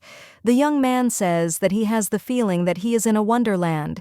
He also pays attention to the thing in the hands of other people and wonders what they are eating. The main character asks if he is talking about those skewers and claims that it is octopus shashlik, after which she asks if he wants to try it. The young man asks if she is talking about an octopus and that it is a child of the sea. What kind of monster do you have to be to put them into eternal sleep? That's why he doesn't want to. Well, the girl replies that the octopus is not a child of the sea. The maid at this time turns to the mistress and tells her to look at the sky because it's time. Another girl also suggests that the mistress quickly go look at the sky lanterns, to which she agrees. A little while later, they are standing in the crowd, and the girl says that she thinks their turn may not come, but at the same moment the maid tells the lady not to worry because they will get tickets for the ceremony with the sky lanterns. Before it starts, there are always people who want to sell or exchange their tickets, so they will return soon, and the lady should wait there. The main character understands that there are so many people there and thinks, what if they get lost? But at that moment, someone takes her hand. And the girl asks if this is Hana. The girl tells her to buy her 3 flowers and then points to them. She also claims that those who could not take part in the lantern ceremony write their wishes on flowers and throw them into the water. It is surprising that such flowers never return to the shore, and the main character asks if this is true. Aranrosia also asks what flowers to buy her, and the girl leads her. The main character tells Hana to wait and asks where she is going. Well, at that very moment, the little girl points to some flowers and says that she wants them too. The main character sees a boy in front of her who asks to buy flowers and claims that daisies mean hope, and if they buy them, they bless their future. Aranrosia claims that these are very beautiful daisies and asks how much they cost. The boy replies that they cost 10 shillings per flower, but the girl insists that she is talking about the basket. The boy asks if she is serious now, and the girl replies that she is offering them a look. At first glance, it seems that there are 100 flowers, and then the lady hands him a bag of money and also says that this should be enough. The boy in shock opens this bag and sees gold coins there, and then screams that there are too many, so he cannot take so much. But the girl says that the child should take them because she was looking for a merchant who would sell such a basket anyway. Unfortunately, the other merchants have already sold half of their goods, and he is just a precious child that they were lucky enough to find, so he can accept this money. The young man realizes that she is so nice to a child like him and thanks the lady. The main character smiles in response, and when they head back, Hana claims that she did not expect the lady to buy them all. The girl replies that she thought it would be nice to put them in the room, and she says that Hana needs these flowers more than he does. The girl then thanks the lady, and a little while later they go to the queue. Aranrosia realizes that it looks like the ceremony is about to begin. At this time, the maids approach the lady and say that they managed to get only 2 tickets for the ceremony. They were there last year, so everything is fine, but one of them will still have to stay. Hana says that everything is fine. After all, they bought a lot of flowers to replace the lantern ceremony for her and her sisters. The girls ask if this is true, and did the lady really know that they wouldn't be able to get tickets? Their interlocutor replies that it is just a premonition, so she offers to give the tickets to Mrs. Aisha and Arsen, to which they agree. The main character understands that Hana already knew that there would not be enough tickets because she is Hartz's student. At this time, the maid tells the lady that then they will go and put some flowers in the water and let her have a good time with Arsen, to which the girl agrees and understands that she needs to enjoy the moment because the children have already been through a lot. A carriage with temple servants carrying sky lanterns appeared on the street. Each one sincerely prayed that his lantern filled with the deepest desires would reach the sky and the deity of all beginnings. Arsen turns to Mrs. Aranrosia and claims that her wish will definitely come true. The girl thanks him and claims that Arsen's wish will also come true. Well, at that very moment, someone else runs up to the lady and screams whether she has seen Hannah. The maids claim that she suddenly disappeared in the crowd. The main character then suggests that they split up and find the girl, and even if they don't find her, they'll meet month and then in 20 minutes they agree to what you do. A little while later they are all looking for a girl.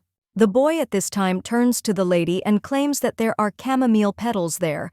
The main character, upon examining them, understands that these are definitely the petals of the flowers that she bought for Hannah, after which the girl wonders if she really went into that alley, and then they hear someone screaming.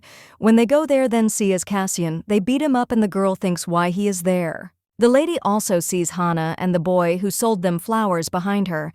The main character tells them to stop and that's enough. One of the hooligans asks who she is, and if the girl doesn't want to get beat up, then let her go her own way.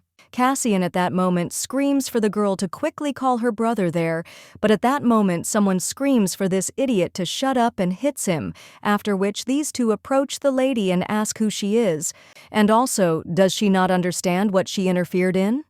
The main character prepares for the blow and closes her eyes, but when she opens them, she realizes that Kokra is already standing in front of her, holding this man's hand. A little while later, he's already finished with these hooligans and says how good it is that he wasn't late. Aranrosia asks how he knew that they were there. Well, at that very moment, Arsen runs up to the lady and asks if she's okay. The man claims that this kid told him everything, and otherwise he could have been late. The main character then thanks him for his help. She also turns to the boy who was selling flowers and asks if he is okay and what happened there. The young man replies that when he was going back, he fell and scattered the coins. These people tried to take the lady's money from her. Then his sister and brother appeared and helped him. The main character at this time looks at Cassian, and he claims that he was just passing by and it seemed to him that the boy was in danger, so he helped the young man, then apologizes to his brother and also thanks him for helping. He hands him a daisy and claims that he left it for the ceremony and now wants to give it to him. The man then thanks the boy. The main character wonders if Hannah really disappeared to save her from this boy. The girl at this time turns to Mrs. Aranrosia and suggests returning to the mansion. A little while later, the servant cries out in shock to the young master and asks what happened. The man also claims that he will call him a doctor. The maid also turns to the young gentleman and asks if he is in much pain. The main character says that she will do everything, after which she suggests that the maid not to worry, and go, to which the woman agrees, after which she bows and says that she will go. At this time, Cassian asks if the lady really wants to say something about the main character, wondering if he was following them at the festival. The guy at the same moment, in shock, asks what she is wondering if her brother hasn't told her anything about him. The main character asks if he is talking about Taemin, and remembers how the man said that if she meets his younger brother, then let the lady ignore him. Now the girl replies that he didn't tell her anything, and the guy asks if that's really true. Aranrosia wonders if she really heard him and realizes that she needs to change the atmosphere before Cassian gets depressed. The main character says that she heard that in his youth the guy was sick, but then she says that everything is fine now because his condition improved when he started taking the medicine that his brother gave him. If it weren't for them, then he would probably still be lying in a hospital bed. The girl asks if he is talking about medications and wonders if there is really such a remedy that can get a patient out of bed. Her interlocutor asks if it is amazing, after which he claims that he never received an answer. When he asked where the brother got them from, the man did not tell him. Aranrosia asks if this is true, and claims that it is a miraculous medicine. The lady also asks what it looks like and if the guy has it with him. The young man replies that it is in another room now. This liquid medicine is red in color, and in any case, it is miraculous. Aranrosia thinks about the miraculous and red liquid of unknown origin. The girl also understands that Taemin pretends not to love his brother, but gives his red liquid to save him, or he is more loving than she thinks. After which the lady realizes that she does not know about the guy claims that he has already heard this, and it seems to him that the lady is very similar to her brother. The main character asks if this is true, to which her interlocutor notes that she has a mysterious expression on her face, and this look as if the lady knows everything in the world. Especially when she doesn't laugh. Who are they then, like twins? And everyone says that the lady has a beautiful laugh, but she doesn't even smile at him. Rosia wonders if that's why he's upset too, which the guy replies that it's not so. The girl claims that she doesn't like him following her, but she is grateful that he saved the children. Her interlocutor claims that it looks like bad luck, but for some reason, he doesn't feel bad. Rosia claims that he also looks like his brother, and the young man asks how. Replies in her thoughts that she is obsessed, and the guy asks why she is not answering. Rosia claims that she thinks the guy is okay now, so she will go. Well, the young man just screams, offering to end their conversation, and the lady realizes that he really is the same. A little while later, the queen asks if the guy is really going to leave without treatment, to which he replies that he is not used to showing his body to others. The woman asks if he is making fun of her, after which she screams at him not to say anything and to go get treatment. Taemin replies that he is sorry, but he really can't get treatment from anyone. Her interlocutor asks why too, which the man replies that he has his own doctor, and even if he is on the verge of death only, he will treat him. The queen then says that this is somehow strange. Much time later, the man already returns to the mansion and thinks that Her Majesty is something with something, because he still has pain everywhere. The servant immediately runs up to the master and asks what happened to him, to which he replies that nothing happened and asks where Rosia is. His interlocutor replies that the girl is taking care of Mr. Cashin, and the man asks why her satin claims that they went to the Sky Lantern ceremony and met with bandits. At that moment, the guy jumps up and runs to Rosia. When he enters the room, he turns to her, and the girl asks if he has already returned. The man immediately asks if the girl is okay and if she is injured, to which she replies that everything is fine. Well, he says that he is all wounded. Taemin tells her not to go out anywhere without him anymore, because as soon as his Neto lady gets into trouble, the main character replies that she doesn't think that's what he wanted to say, and asks how this happened to him, to which the guy replies that the queen said that in order to release her anger, she needs to beat him up. Let the lady see it. Looks like even his ribs are broken. Rosia replies that she understood that he would be punished, but she didn't think that it would be like this. Now it seems to her that it is not she, but he who gets into trouble if she is not around. The man then smiles and claims that he is sick, after which he asks the lady to heal him. The main character claims that first they should change their place, and when her interlocutor sits on the bed, he tells the girl to hurry up and heal him because he is in so much pain, so let her do it gently. Rosia says that it seems that everything is really serious, to which her interlocutor replies that this is true and everything is very bad, so let her give him gentle treatment.